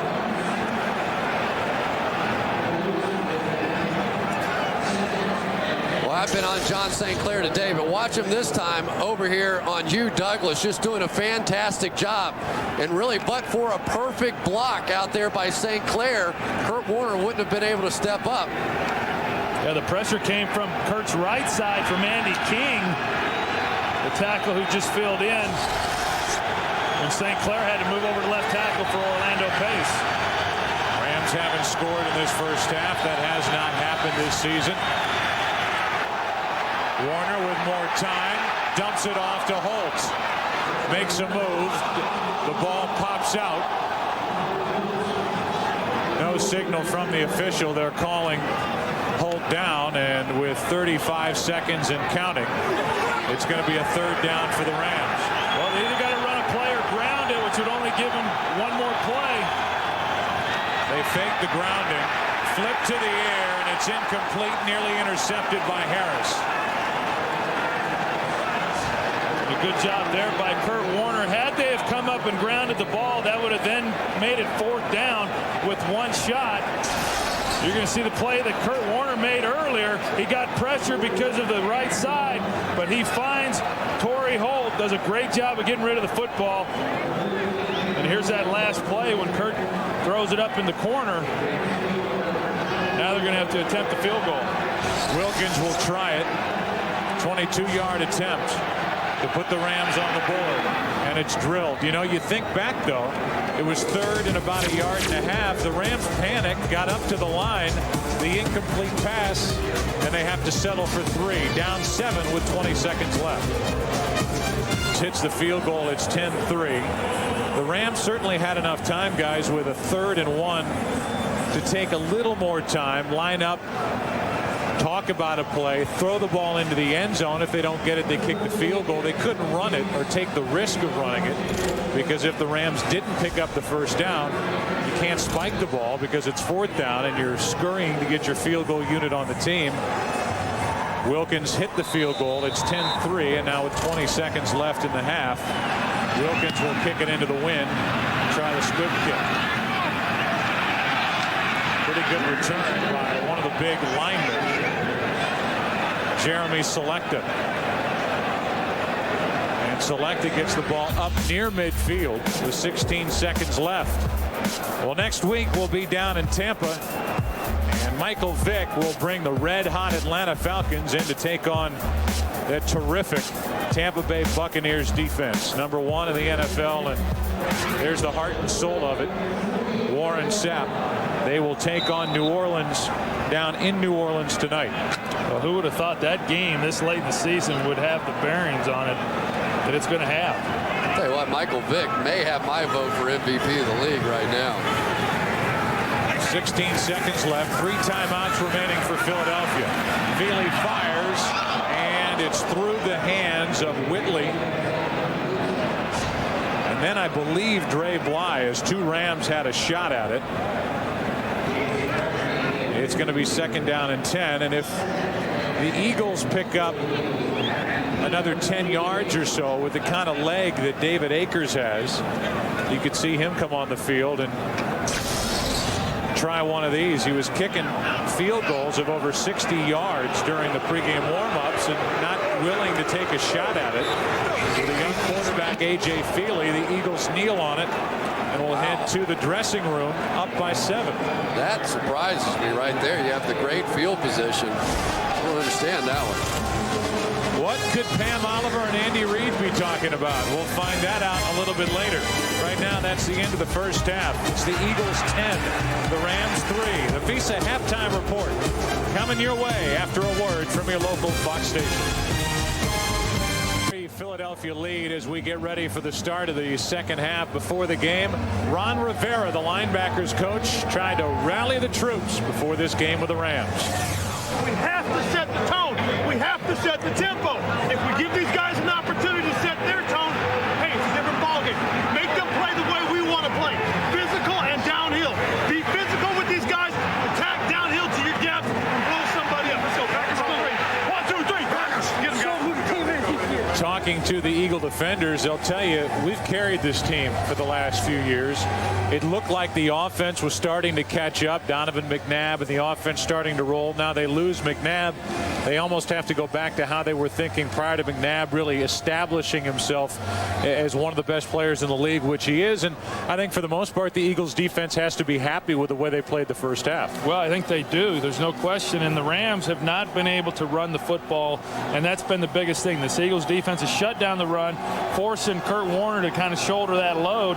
And this is not a defense that you want to have to try to throw the football against. And I want to get back to your point. As much as they love Donovan McNabb, this entire football team, very charismatic guy, a great personality on the team.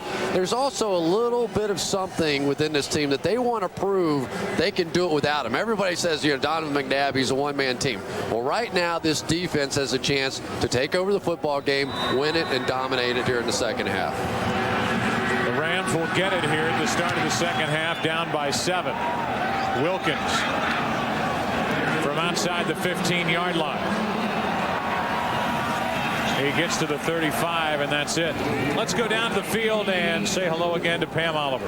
Hi, Joe. I had a chance to talk with Mike Martz at halftime. He said that he felt like losing tackle Orlando Pace to that hamstring injury completely threw the offense out of sync and took him too long to get it going. I asked him about Kurt Warner. Is he your guy for the second half? He acknowledged Warner did some bad things in the first half, but he feels like all he has to do is settle down and play. Back to you.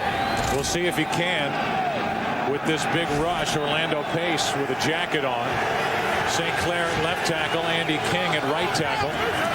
Rams have it 1st and 10, and they start with a throw.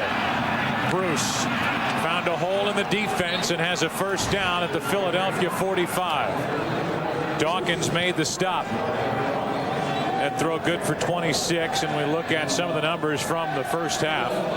Rushing yards, the Rams were hoping to establish the run early. As Troy talked about, they seem to have abandoned that. Pass yards dominated by the Rams. Punts, turnovers.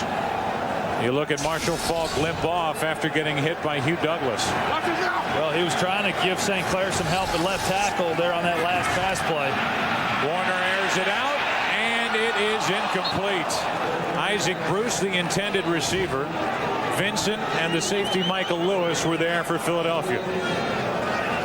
It's all right. That's a good play to start the second half. You always want to have something to get in the minds of those defensive backs, push them back a little bit. What I thought the difference in the first half was Jim Johnson's ability to take away some of those underneath throws. Already we've seen the deep crossing route, a deep throw down the field, loosen those guys up a little bit in that secondary. Yeah, and Isaac Bruce, he was upset that they didn't do more of that last week against Washington. Second down and 10. Warner throws, and it's dropped. Torrey Holt right into his chest. And as Torrey was making his way back toward the middle of the field, couldn't hang on. 3rd and 10 coming up. I'll tell you what, you talk about Kurt Warner and his hand and some of the problems that he's had to deal with that. But these guys around him, they've also got to step up. And right there, Holt has an opportunity to make a play. Earlier, they're dropping the ball. I mean, all of these guys have got to elevate their play if they're going to get back in this thing and win this game today. Holt 5 catches for 67 yards. Couldn't make the last. And a quick throw.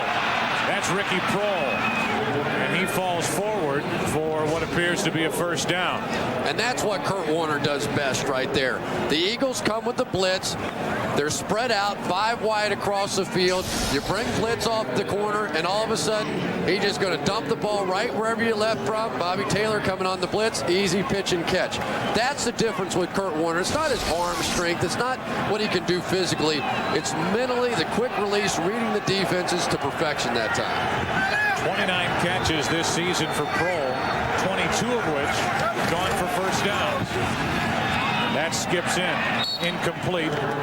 Isaac Bruce, the intended receiver, and Troy Vincent was defending for Philadelphia. Yeah, and they brought Brian Dawkins on the blitz. They were able to pick it up, and because of the quick pass, they weren't able to get pressure to him. But Brian Dawkins, he's really the guy who they build this defense around. Last year, in a lot of ways, it was Jeremiah Trotter. He's no longer with this team.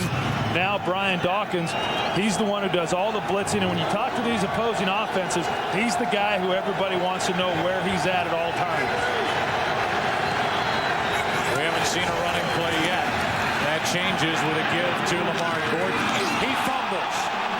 Another Ram turnover. Recovered by Philadelphia, and it's the rookie safety Michael Lewis who comes away with it. Boy, somebody put a 10 over this circus for the Rams. It's unbelievable. Even when they get it going a little bit, they turn right around and give it away again. This has to be such a frustrating night for Mike Martz, because the offense has shown some flashes of the old, but just keeps making the big mistake. That got Lamar Gordon in trouble earlier in the preseason this year. And go back to what I said earlier. Every time they get something going today, there's a turnover if someone's laying the ball on the ground, killing drives. You see second worst in that plus-minus category are the Rams. Now A.J. Feely to work. You can hear the Rams defense calling for a pick. There's no flag on the play, and it's incomplete. James Thrash, the intended receiver. One thing we've seen from Andy Reid is he's going to, talking to him yesterday, he said, we're going to do what we do. And so far, that's been the case. They come right back out on this series, throwing the football, and they have not shied away from putting the ball in A.J. Feely's hands. Second down. And the running play to Deuce Staley does not get much. A gain of only 2. 3rd and 8 coming up. Let's go down to Pam Oliver. Okay, Joe, Andy Reid's biggest concern for the second half is not necessarily his young quarterback, but he says we need more consistency from the offensive line in both the running and passing game. I asked him about the keys for the second half. He says we just got to get this thing rolling and score. Back to you. Pam, you're not cold down there, are you? No, not at all. I'm tough. See, I don't complain about the cold. I can hear you shivering in your voice. 3rd and 8. Pass is complete to Lewis. First down, Philadelphia at their own 40. And like Warner did on the previous possession, A.J. Feely found the open man and hit him for a first down. Here's Todd Pinkston. He's working against Travis Fisher, but they also had Dexter McCleon over the top of that. But here's the throw that was made. Almost bobbles it, but just an easy completion for a first down. Completely uncovered was Chad Lewis. He gets a first down, and now Deuce Staley. He's done virtually nothing today, a gain of only 2. Back in a warm and toasty studio in Los Angeles is James Brown with a game break. Hey, Joe, because of injuries in the secondary for San Francisco, Tony Parrish was moved from strong safety to free. Take a look at him. Great effort here on this pick of Matt Hasselbeck. Gets up, takes it down here to the 1-yard line. Garrison Hurst finishes it up from there with the 1-yard score. 24-3. San Francisco back to Joe Biden. JB, thanks. 2nd and 8. Quick setup, and the pass is incomplete. And right now, the Rams have a pretty simple plan going on defense. They're going to stack the line of scrimmage on 1st and 2nd down and try and force Feely to beat him throwing the football. And I think that's the right way to go. Even though he's looked solid out here, he's played well, you have to put the ball in that young man's hands, and hopefully he throws you one, gets you back in the game.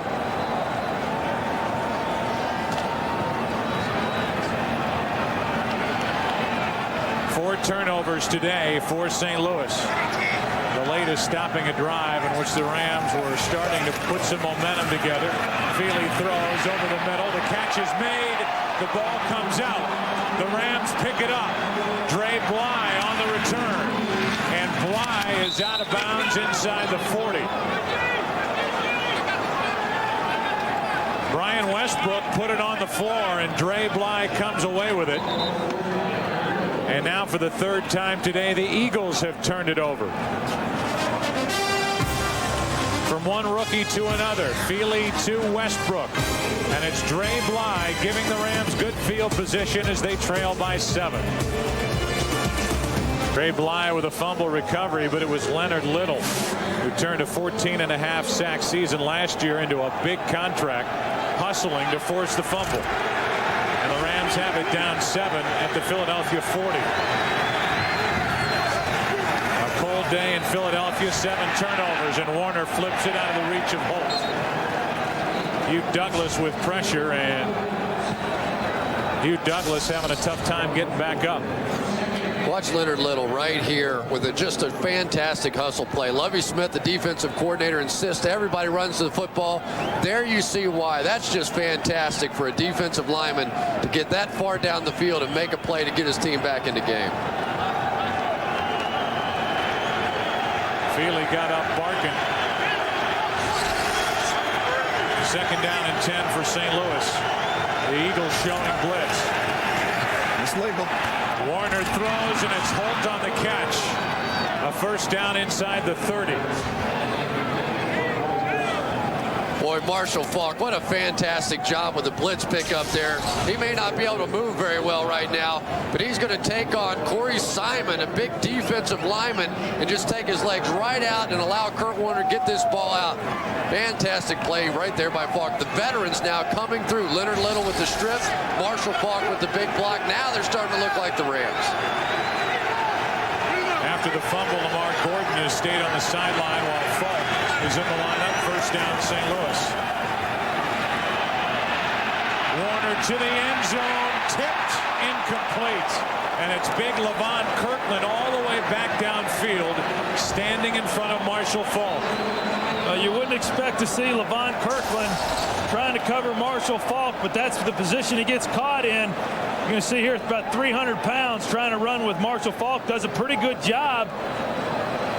Has a chance and makes a play on that, and Kurt was trying to get the ball to Marshall from the snap. Remember back in his days with the Steelers, we used to see him in that middle read, covering down the middle from his linebacker position. A few extra LBs since then, but boy, he's still athletic for a big guy. Play clock down to 4. Warner throws, Marshall Faulk drops it, and yet another drop, and this time it's Faulk. Third down and 10 for the Rams. Out to Los Angeles at game break. Here's James Brown. Seahawks doing their best to turn matters around. Take a look at Matt Hasselbeck dropping back, pump fakes, hooks up with Darrell Jackson, 36 yards to pay dirt. It is now 24-10 San Francisco over Seattle. That in the third. Back to Joe Brown. All right, JB, here the Rams are going to have to use a timeout. Here we go again. Year after year, week after week, the Rams use their timeouts early. They'll talk about a 3rd and 10. Element's a factor. A lot of drops around Kurt Warner. 23 degrees for the wind chill factor. Warner has seen 6 passes dropped. And it's 3rd down and 10 as this crowd will take their gloves off and start to make some noise. Warner throws, end zone. Underthrown and intercepted. Vincent.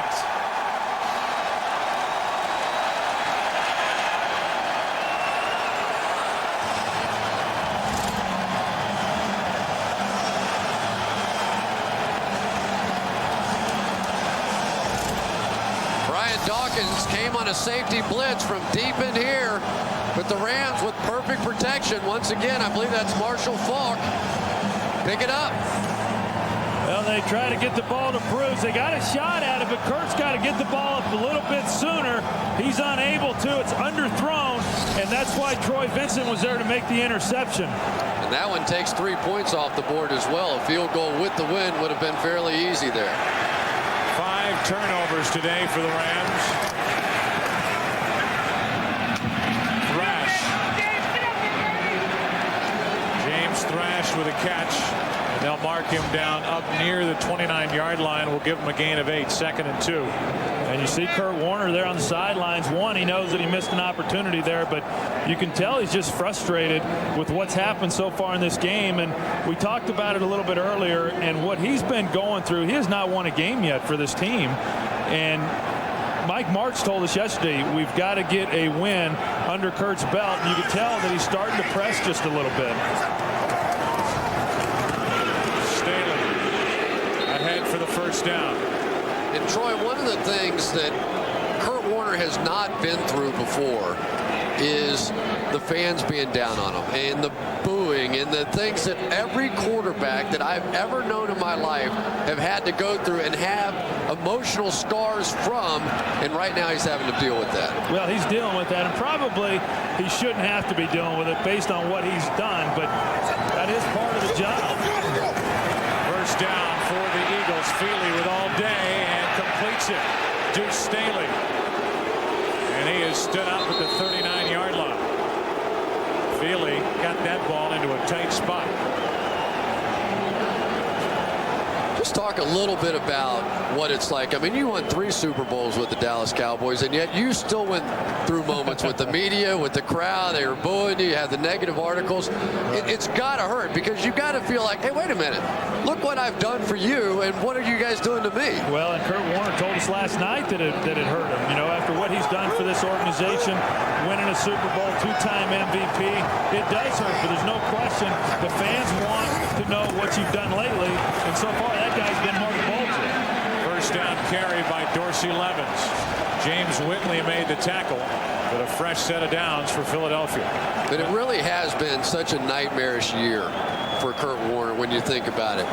Start off slowly. He has a bad start to the season. The team starts slowly. They can't win a football game.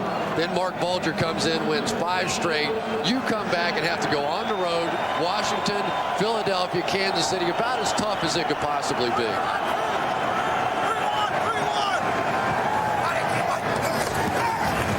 On first down. Carried by Dorsey Levens. He gets a couple over the right side.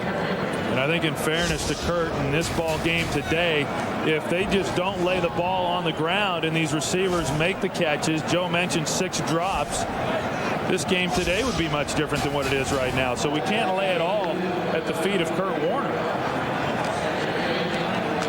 But you would have to say that the ball's not coming out the way that it used to come out for Kurt. And it may not. It may not. As many injuries as he's had to that hand, it may never come out the same again. Second down and 8. Feely throws it. Pass is complete. Quick tackle made in midfield as Deuce Staley made the reception. Pressure on the play by Damian Lewis, who has stepped up, and it's 3rd down and 2 coming up for the Eagles. Boy, that's a great job by A.J. Feely just hanging in there because Damian Lewis coming off the corner puts a big-time hit on his backside. Doesn't see it coming, but A.J. Feely showing some toughness and delivers the ball for a completion. The Eagles working into the wind here in this 3rd quarter. Maintaining a 7-point lead. 3rd down and 2. And we'll see if the Rams were drawn off. They certainly came across, and if it's against St. Louis, it's a first down. It's against Philadelphia. False start on the center. 5-yard penalty, 3rd down. That's Hank Fraley, who they ask, the Eagles do, to pick up the blitzes and make changes really for the entire offense at center. It's pretty remarkable. I've never heard that I've heard of a center making adjustments in protection for the interior line and for linebackers, but they ask him to know when they're bringing safeties and redirect the line so that they can pick up a safety whether he's blitzing weak or he's blitzing strong, and I've just never seen a center be able to see that, but he's able to. 3rd down and 7 now after the penalty, and Dre Bly stepped in front of Pinkston and nearly came away with another Philadelphia turnover. It's 4th down. Boy, Dre Bly saw that one all the way. That could have easily been a touchdown. Todd Pinkston got his hands in there to break it up just a little bit at the last second. But Dre Bly, for whatever it was that he picked up, some key, he broke before the wide receiver did. Dre Bly is going to do that. He'll jump some routes out there. Every once in a while you can beat him on a double move. Landetta into the wind. Wilkins tripped up and brought down at the 25. Dre Bly stepped in front, nearly came away with a pick. He's got 2 this season, and the Rams have it down 7. The Rams get it back. They've turned it over twice here in the second half, both times inside Philadelphia territory. And the Eagles look like they're coming. They're coming. And a toss to Falk. And Marshall Falk has not been a factor today. Back to the line of scrimmage. Kurt Warner, the kind of day against this Philadelphia defense.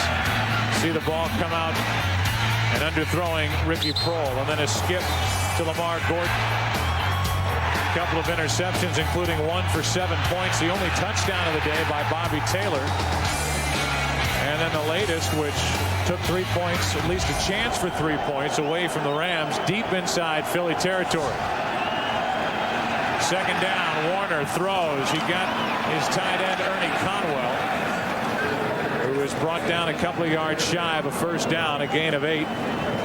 Coming up on 5 minutes left in the third quarter. I'll tell you what, for all the changes they've had to make in that offensive line, Heath Irwin coming in, John St. Clair moving over to the left tackle, a guy named Andy King, who I didn't even have on my board here today, ends up playing right tackle. They've done a decent job in there. They really have, and given Kurt Warner some time. Third down and 2.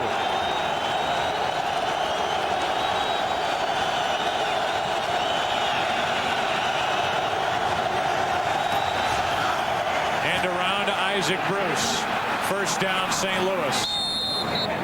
Gets it up to the 39-yard line. While we watch football, we look ahead to NASCAR. Coming this February, the world's best drivers return to Fox for the 45th running of the Great American Race. The Daytona 500 drops the flag on 15 weeks of NASCAR coverage, returning this February on Fox. This will be their last chance with the win. They'll be working into it right now, trailing by 7, and the pass is complete. That's Isaac Bruce, and he is ahead for 10 yards. Troy Vincent on the stop. I like that play right there. You've got the play action look out of a basic run that the Rams have, where they're going to pull Heath Irwin out around the corner. It really does look like the run action. They pop back up out of it, throw it out to the flat. That's the one thing about Mike Martz in this offense. Very rarely during the course of a game will you ever see a play repeated. And Troy, I don't know how they practice it. I really honestly don't. For a new guy coming into this offense like a Troy Edwards or Terrence Wilkins, no wonder they can't pick up the offense. Well, in fact, there's a lot of new plays that they'll put in during the week leading up to a game that they won't even have time to practice. Some of the times, the first time they'll run a new play will be in the game on Sundays. And it's not just the plays themselves, it's all the shifts and the motions. And I tried to write down, watching the film, every single motion. You know, you start with trips, motion to double wing right, Marshall Faulk in motion. By the time you write down the formations and the motions, you almost forget about the plays. And I think a lot of times defenses get tentative when they see all that. It's one of the reasons why they struggle sometimes getting the play called, getting up to the line, and getting the play away. First down for the Rams, empty backfield, and Warner's hit as he let it go. Marshall Faulk, the intended receiver. You know, timing is everything, and the timing for Warner has not been good coming back at the start of this 3-game road swing. If you look at Mark Bulger, the injury to him happening on that Monday night game with the injury to the tendon between the index and the middle finger on his throwing hand, you wonder if he were healthy. You know, Mike Martz would have a much more crucial and interesting decision to make as to whether to continue to run Kurt Warner out there. Well, he would. On that last play, however, it wouldn't have mattered if Johnny Unitas was still here with us playing. He wouldn't have gotten that one off. A rare run in this second half, and it's Marshall Faulk. It was second down and 10, and Faulk picked up 7. Michael Lewis forced him out of bounds. You go back to the championship game a year ago when the Rams scored 29 points, I believe it was, against this Philadelphia Eagles defense. The only team, as a matter of fact, all season long to score more than 21 points. And what was it that won the game for the Rams during that championship? It was the running of Marshall Faulk. It was the zone blitz by the Philadelphia Eagles, dropping people out, and Marshall Faulk taking off up the field with the runs. Let's see if they're starting to get back to that now. Play clock is down to 8. Third down and 3. And the pass is caught by Ricky Prohl. Second time he's made a catch today for a first down, and that is his role on this team. He is so valuable. It really is. And Ricky Prohl, he makes so many clutch catches. And right here, a great throw by Kurt Warner, putting it in a place that only Ricky Prohl could get to it. That was tremendous coverage. But you're right, Joe. So many times during the course of a ball game when you have to have a play, Ricky Prohl's that guy that makes it for you. Hugh Douglas out of the lineup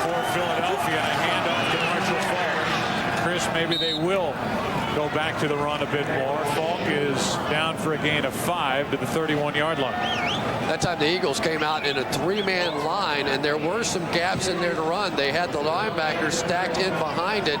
But anytime you start to see those sorts of gaps in there, I think Mike Martz is wise to go ahead and try and do it. Yeah, they've got a linebacker here, but Marshall Faulk's going to simply just run to the other side.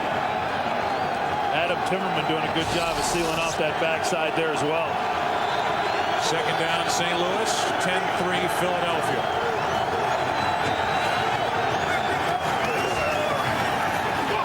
Slips out of the hand of Kurt Warner, and he recovers it back at the 40.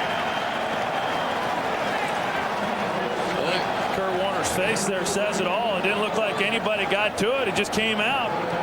If you need any further proof that Kurt Warner's hand and his grip just simply isn't what it used to be, I just don't know that you could have more definitive proof than right there. And Troy, you know this as well as I do. When it gets cold outside, this football the National Football League uses gets very slick, and it's very hard to handle. I think it's got to do something to do with his hand. Third down and 14 after that play. Douglas lost his helmet rushing the passer. Penalty flag on the play, and Falk is down just shy of the 30, short of a first down, and it's going to be another penalty against St. Louis. I think anytime you see a helmet ripped off someone's head. Hands to the face. Number 70. Offense. You see a helmet rolling around on the turf, you can pretty much bet that it's going to be hands to the face by an offensive lineman. The Eagles with a bit of a decision here. The Rams would be faced with a 4th down and 4 from just outside the 30. What's St. Clair? Accept the penalty. St. Clair hit him to the face even after the helmet flew off. He says, I don't care. I hit you in the face one time, knock it off, and then hit you in the face again. I think St. Clair just wants to get any piece of him that he can. I'm afraid he might feel the same way about me. I'm going to shut up. Third down and 23 with the ball back near midfield.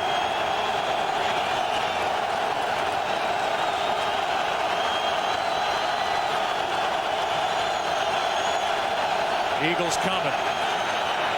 Quick throw to Prohl. Penalty flag on the play. The catch made. Prohl is down, brought down at the 42, and we'll check the marker. It's an offside against Philadelphia. 54 defense lined up in the neutral zone. Third down.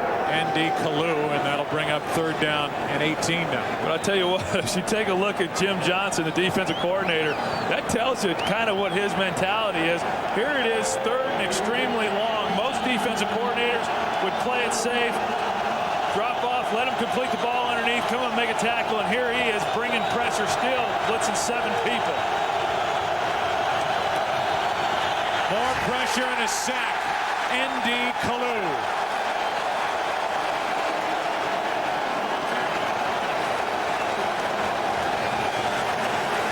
I think this is the Eagles' best deployment of getting pressure. That time Andy King out there against Indy Kalu at the top of your screen, just going to simply beat him with a speed rush right around the corner. When they get in nickel and dime situations, they flop Indy Kalu to the outside, and boy is he quick off that corner. That's the end of the third quarter on that sack by Kalu. The score, Philadelphia 10, St. Louis 3. It's only a 7-point game, but it sure doesn't feel that way. The NFL on Fox will continue after a word from your local Fox station. Mark Bulger on the bench, and we repeat once again, he is the third quarterback, and really because of that finger couldn't throw the football at all in pregame warmups. He's not an option. I guess the only one is, it's Jamie Martin. Mitchell up to the 26. That's where the Eagles have it. Hakeem Akbar on the tackle. Philly with the lead and the football. The only touchdown belongs to Bobby Taylor, the Eagles cornerback, and it's been a day of turnovers, a total of 8, 5 by the Rams. They've also been dropping passes thrown by Kurt Warner, and A.J. Feely throws Pinkston with a catch and a first down. The turnovers today. That one just slipping out of the hands of Kurt Warner. This one into the hands of Bobby Taylor. Lamar Gordon coughed it up. Interception by Vincent. But the Eagles have turned the ball over today 3 times. A.J. Feely started it with a fumble. Westbrook with the last giveaway. The Rams led the league in giveaways last year, but it's a different story when you're scoring 30 points a game. The Rams have only 3 points on the scoreboard today, and Feely and the Eagles need a timeout. They have a first down. Philadelphia on the board first with a Bobby Taylor interception return for a touchdown. Traded field goals since then. And A.J. Feely, who has been nothing if not looking confident out on the field with winks to the bench and pumping his fist in the air, is back under center with a first down for Philadelphia. Handoff is to Dorsey Levens. And Levens is brought down just shy of the 45-yard line, a gain of 7. Let's go out to Los Angeles, another game break. Here's JB. Joe, a career-high day for Garrison Hurst. This 1-yard TD run is his 3rd on a day, capping a 10-play, 94-yard drive. 3 touchdowns on the day, 8 total of the season for Garrison Hurst. 31-10. San Fran back to Joe Buck. Well, the Rams telling us yesterday, if San Francisco loses to Seattle or Arizona and we win out, we'll end up in the playoffs. The key of it was if we win out, and right now the Rams are not doing anything to help their cause here in Philadelphia as we play in the 4th quarter. In the NFC, the top 6 make the playoffs now. The 4 division winners, then 2 wild card teams. That's a change from a year ago. And the 2 wild card teams at the moment, Atlanta and New Orleans. Remember, New Orleans plays tonight at home against Tampa Bay. I'll tell you what, Andy Reid, you have to give him a lot of credit to go to San Francisco and knock off the 49ers with your backup quarterback and then come in here against a Rams team, winners of 5 or 6 with your 3rd-string quarterback. Pretty impressive. 3rd down and 3. A.J. Feely throws, and it's caught. Freeman, first down inside the 40. What a throw by A.J. Feely, and a big first down for Philadelphia. Well, I'm not sure how he was able to even catch that ball. There were a lot of Rams around Antonio Freeman, but A.J. Feely comes back off of play action and just tries firing it in there. Antonio Freeman coming up, gets away with a little bit of a push there. Pretty good coverage, actually, but Freeman's able to get away and pick up a key first down. I think Cris brings up a good point, though. When you do what you do with McNabb, and then Detmer has the kind of start he had last week, and now Feely's been good enough. Philadelphia with a 7-point lead in the 4th quarter, and Feely's made some good throws. I think the focus has to go back to the sideline and the job that Andy Reid does with this Eagles team. I think the focus has to go to Andy Reid and what he's done as far as calling the plays and putting these quarterbacks in a position to have success. I also, as I mentioned earlier, has to go to Brad Childress, the offensive coordinator / quarterback coach, who does a great job of meeting with these quarterbacks and really focusing in on what it is that they need to do. And as he told A.J. Feely going into this game, if you just don't turn it over, make good decisions, we'll be fine. And that's what he's done. Feely turned it over early. The Rams did not turn it into points. Feely throws, and it's Freeman with a catch. 3rd down coming up for Philadelphia. It's been such a great addition to this football team to have Antonio Freeman, who had all those great years with the Green Bay Packers.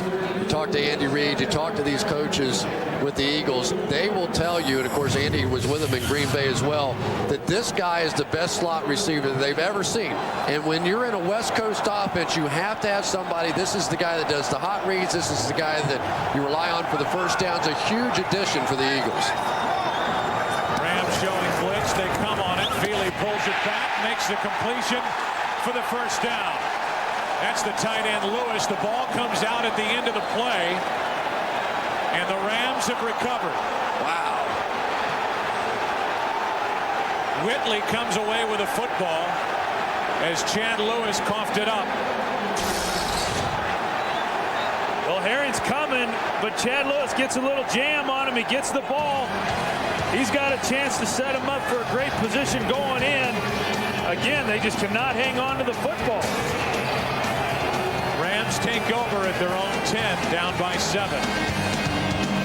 You're wondering, there's the ball coming out before the left knee of Chad Lewis hits. It is a fumble forced by Bly, recovered by Whitley, and the Rams have it down by 7. Marshall Faulk trying to bounce it to the outside, and he does not have his usual burst today. And A.J. Feely during the break was begging the replay booth here in the stadium to run the replay on the scoreboard so that fans and players on the bench alike could get a look at this replay. And that's why I think A.J. Feely's going to be fine for however long it is that he has to play quarterback for this team, because not a lot of young quarterbacks are going to be that emotional, that enthusiastic about the game and want to see replays, that type of stuff. The fact that he's as into it as he is says to me that he's got what it takes to make it. 4 seconds on the play clock. It's second down. And it's Conwell. They set up a little screen for Conwell, who fights his way to the 15, 5 yards shy of a first down. I just wonder how many screen passes Mike Martz has in his arsenal. They have about 20, 25 different ways that they can throw a screen, and they're so subtle with them. That time, just a single blocker out in front of Conwell to lead the screen. Right now is a huge play in the ball game, though. Really, Kurt Warner needs to make a play to keep this drive alive. Third down and 5.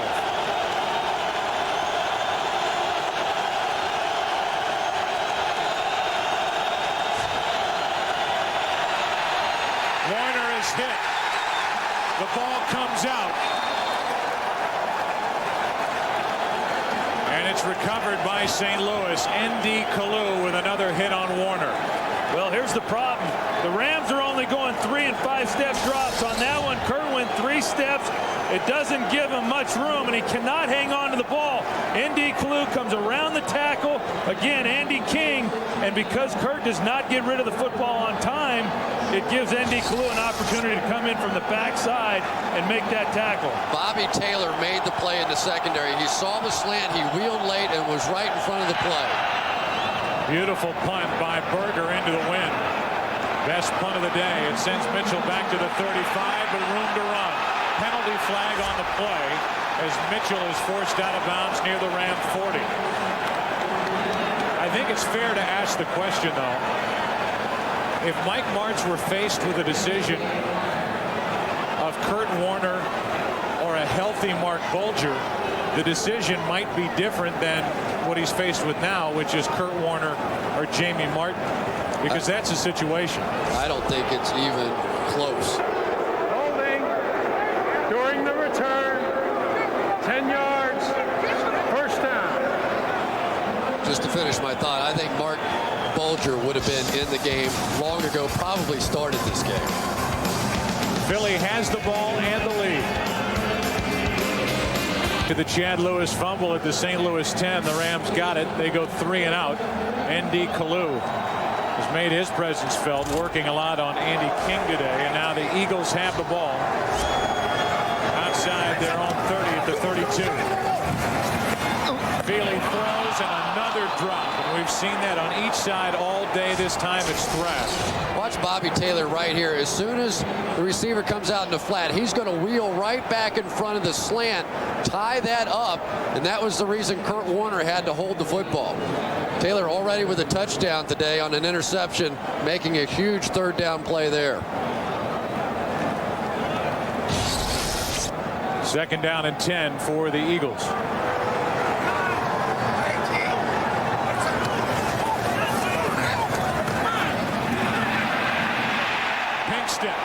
No catch. Herring came up from the safety spot with support, and after the hit, Pinkston came down out of bounds.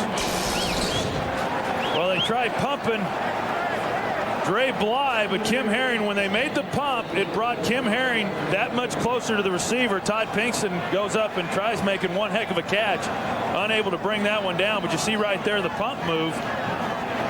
Kim Herring coming over in the way, even though he didn't put a hit on him. And Todd Pinkston, a guy who you can throw those kind of balls to, because so many times he's been able to make those plays. 3rd down and 10. Feely back to throw, and it's tipped and incomplete. Good work by the rookie Travis Fisher. Boy, it really was. Looked like he was just beating on the play, and all of a sudden Travis Fisher came in from the backside. AJ's doing a little lobbying, is he? Yeah, A.J. Feely, he's talking to the officials. He's getting into this game pretty good, pretty early in his career. But you see right there, Travis Fisher, really a nice play there of breaking up that pass. So another Landetta punt as the Rams defense is doing all it can.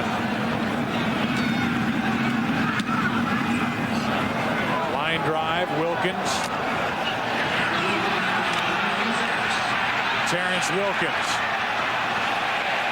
just able to hold on to the ball as Brian Mitchell came from behind Wilkins and nearly knocked it out.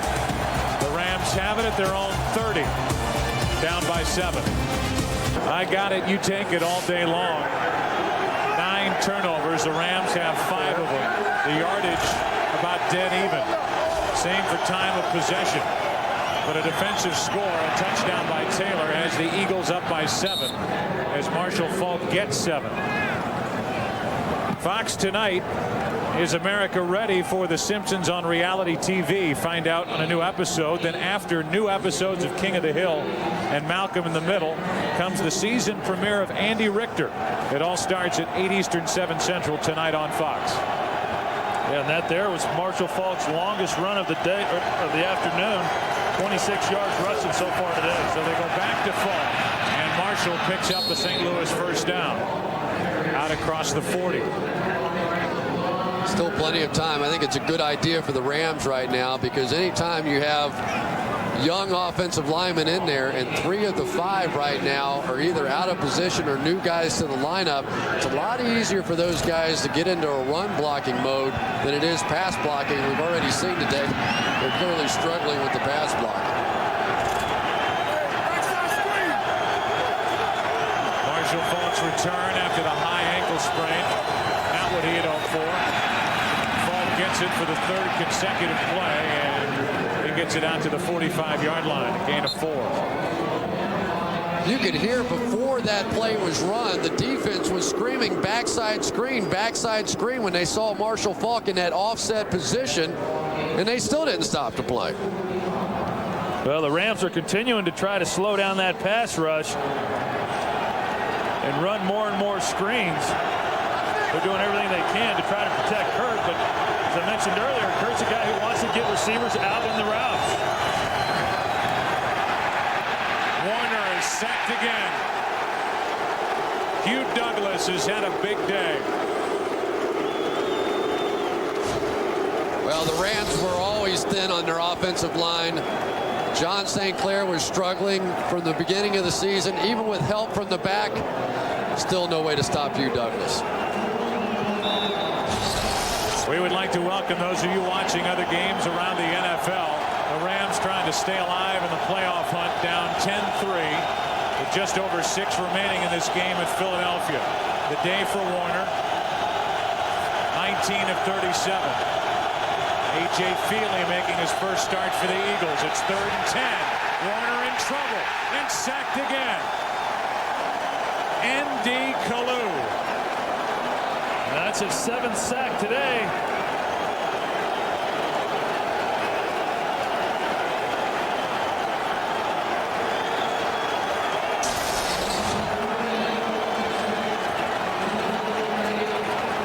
You take a look at where Kurt was trying to go with the football, and this secondary, they're doing a good job of covering up these receivers, and then on top of that, this defensive front is doing a great job putting pressure on Kurt Warner. Berger with another punt. Mitchell will let it bounce. And it takes a sideways bounce down just inside the 35. That's where the Eagles take over with under 5.5 to play. 4 sacks, 2 forced fumbles, the former Redskin and 6th-year player out of Rice. Part of a big effort today defensively by the Philadelphia Eagles. Eagles up by 7. Feely going to throw. Andy Reid certainly isn't shy. And the pass is complete. Penalty flag on the play as James Thrash gets the reception, brought down at the 49-yard line, and will check the marker. 16-yard completion. The Rams are indicating it's against Philadelphia.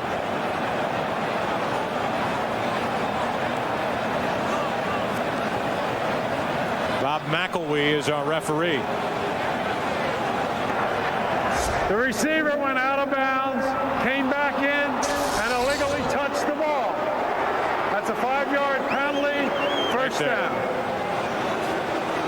See right there, James Thrash going out of bounds. He then cannot be the first player to touch the ball.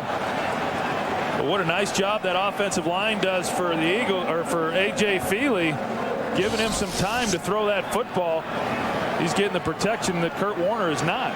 Boy, and everything that could go wrong for A.J. Feely today, looks like Darwin Walker may have been injured, has gone wrong. You know, he really has caught no breaks. Every time they made a big play on offense, it's been called back for a penalty. Well, that's a big one. Instead of a first down up at their own 49-yard line, they have the ball inside the 30. Hitting it hard is Dorsey Levens. The only touchdown today belongs to the Eagles defense. An interception by Bobby Taylor, his first touchdown of the season. It was 7-0, then 10-0. The Rams made it 10-3 right before the half. And with 4:38 and counting, the Rams needing a defensive stop. They have 2 timeouts left. 2nd down and 8, and this is a reverse to Thrash. And a terrific play by Travis Fisher, who came flying across the field to make the stop. That was a great job by Travis Fisher, just pursuing the ball carrier, coming all the way across the field in order to make that play. You see him, he's in man-to-man coverage. That's what got him over there to begin with. And if Travis Fisher doesn't make the play, Thrash is going to go for a pretty good distance because Todd Pinkston was doing a good job blocking his guy. How fast you think he is in the 100 meters? Wow. Faster than me. And me. 10-2. 10-200 meters. That's pretty quick. It showed. 3rd down and 5. And a toss. It's Thrash again. And another good play in the open field. This time it's Wistrom. Another first down saving tackle. Yeah, Grant Wistrom right there just may have saved the Rams season. At least they're going to give him one more opportunity. Wistrom really had an opportunity to be sucked down inside, gets off the block of Feely and comes back and makes the play. Huge effort on 3rd down. And how about the job this Rams defense has done today? Playing outstanding. Landetta with his best of the day. Wilkins. Terrence Wilkins gives the Rams field position at their own 25. You saw the statistics a little earlier. 18 times Warner has been hit today. Sacked 7 times. That's a career high.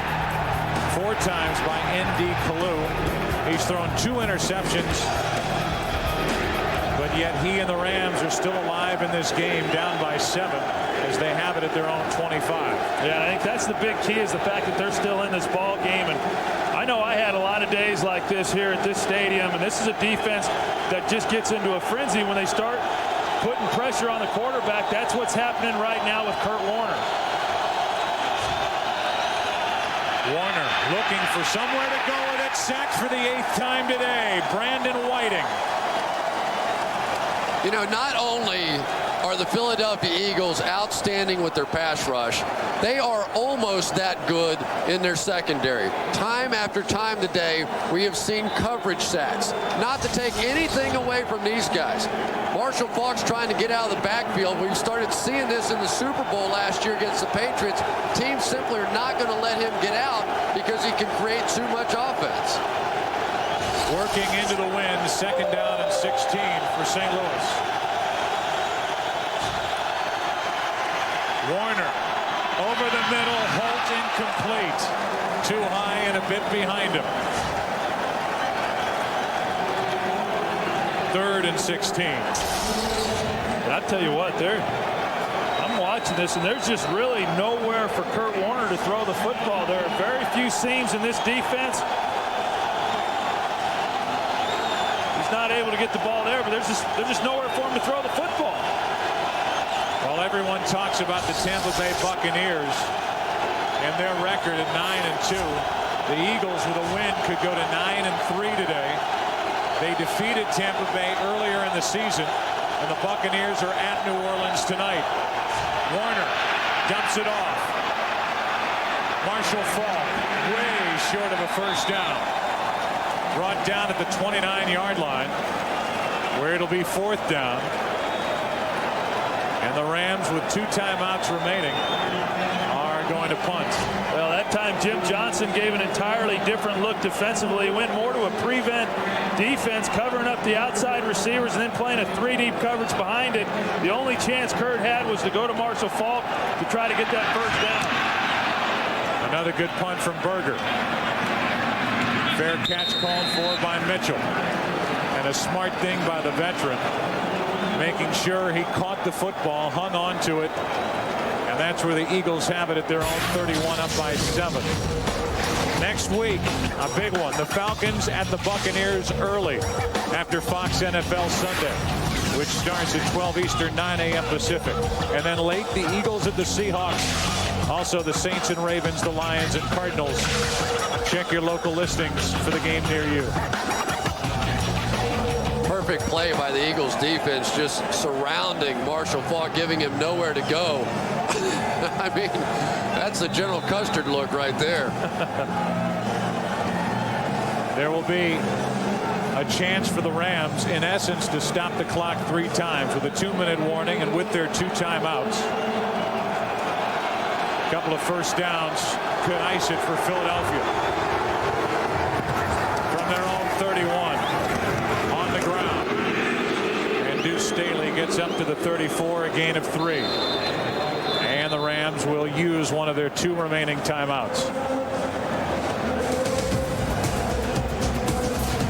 Second down for A.J. Feely and Philadelphia. Went down. The Eagles and their fans thought, well, we're in trouble down the stretch. There's no way they'll win at San Francisco. They did. So far, the defense has given up only 20 points the last 2 weeks. The Giants lost again today as Staley fights and gets a first down.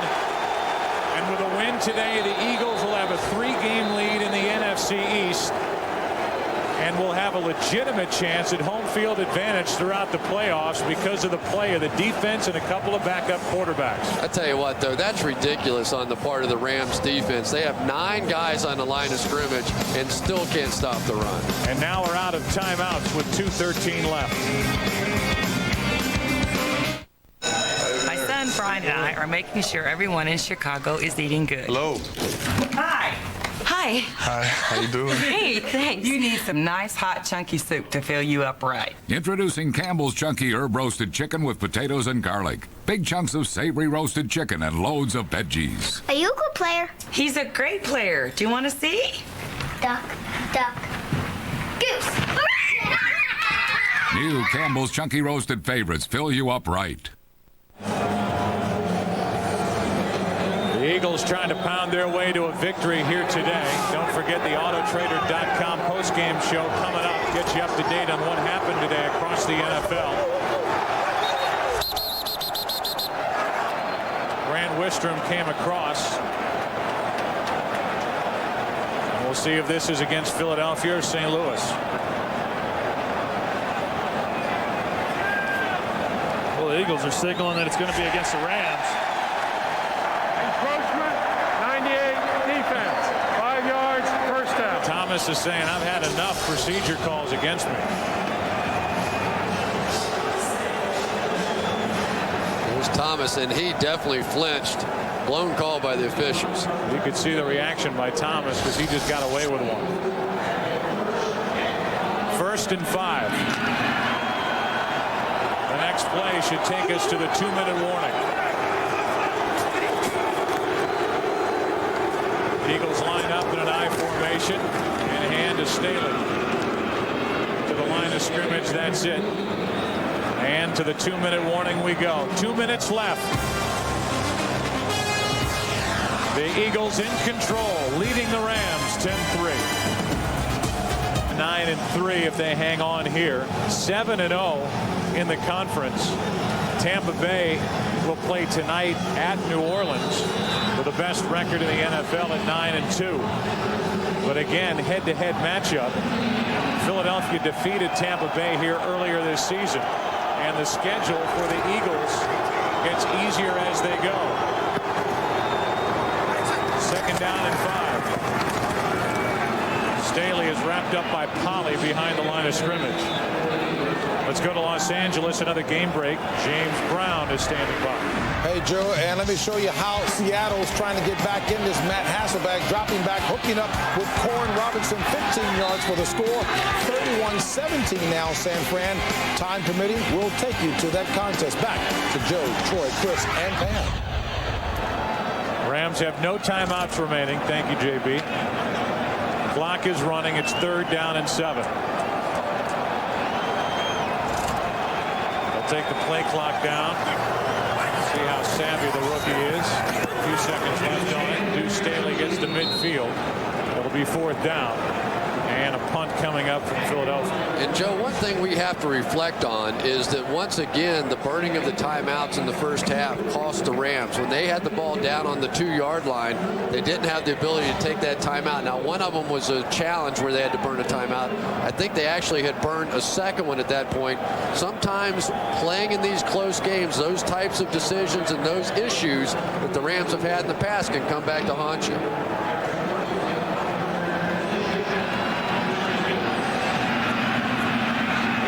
Get the ball back with under 30 seconds left in the game and no timeouts remaining, needing a touchdown. Wilkins with about 7 green jerseys lined up in front of him gets to the 30, lost the football and ended up back on top of it. Well, you saw the stat. The last time the Rams didn't score was December 3rd, 2000 at Carolina, a game which Warner came back from injury, started a cold day in Carolina, and he had a terrible day. They lost 16-3, and if the Rams fail to win here today, they'll be 0-6 with Warner at quarterback starting this season. That's hard to believe, and of all the things that could have happened to this Rams team coming into this season, who would have thought that we would be discussing the quarterback situation like we have been?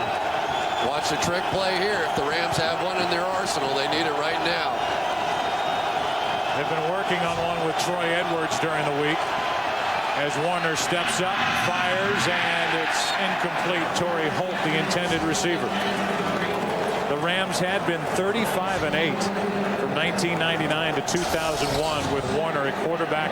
They'll be 0-6 this season if the miraculous doesn't happen here in Philadelphia. And it's amazing to think the last time Kurt Warner won a football game at quarterback was the championship game against these Eagles last year.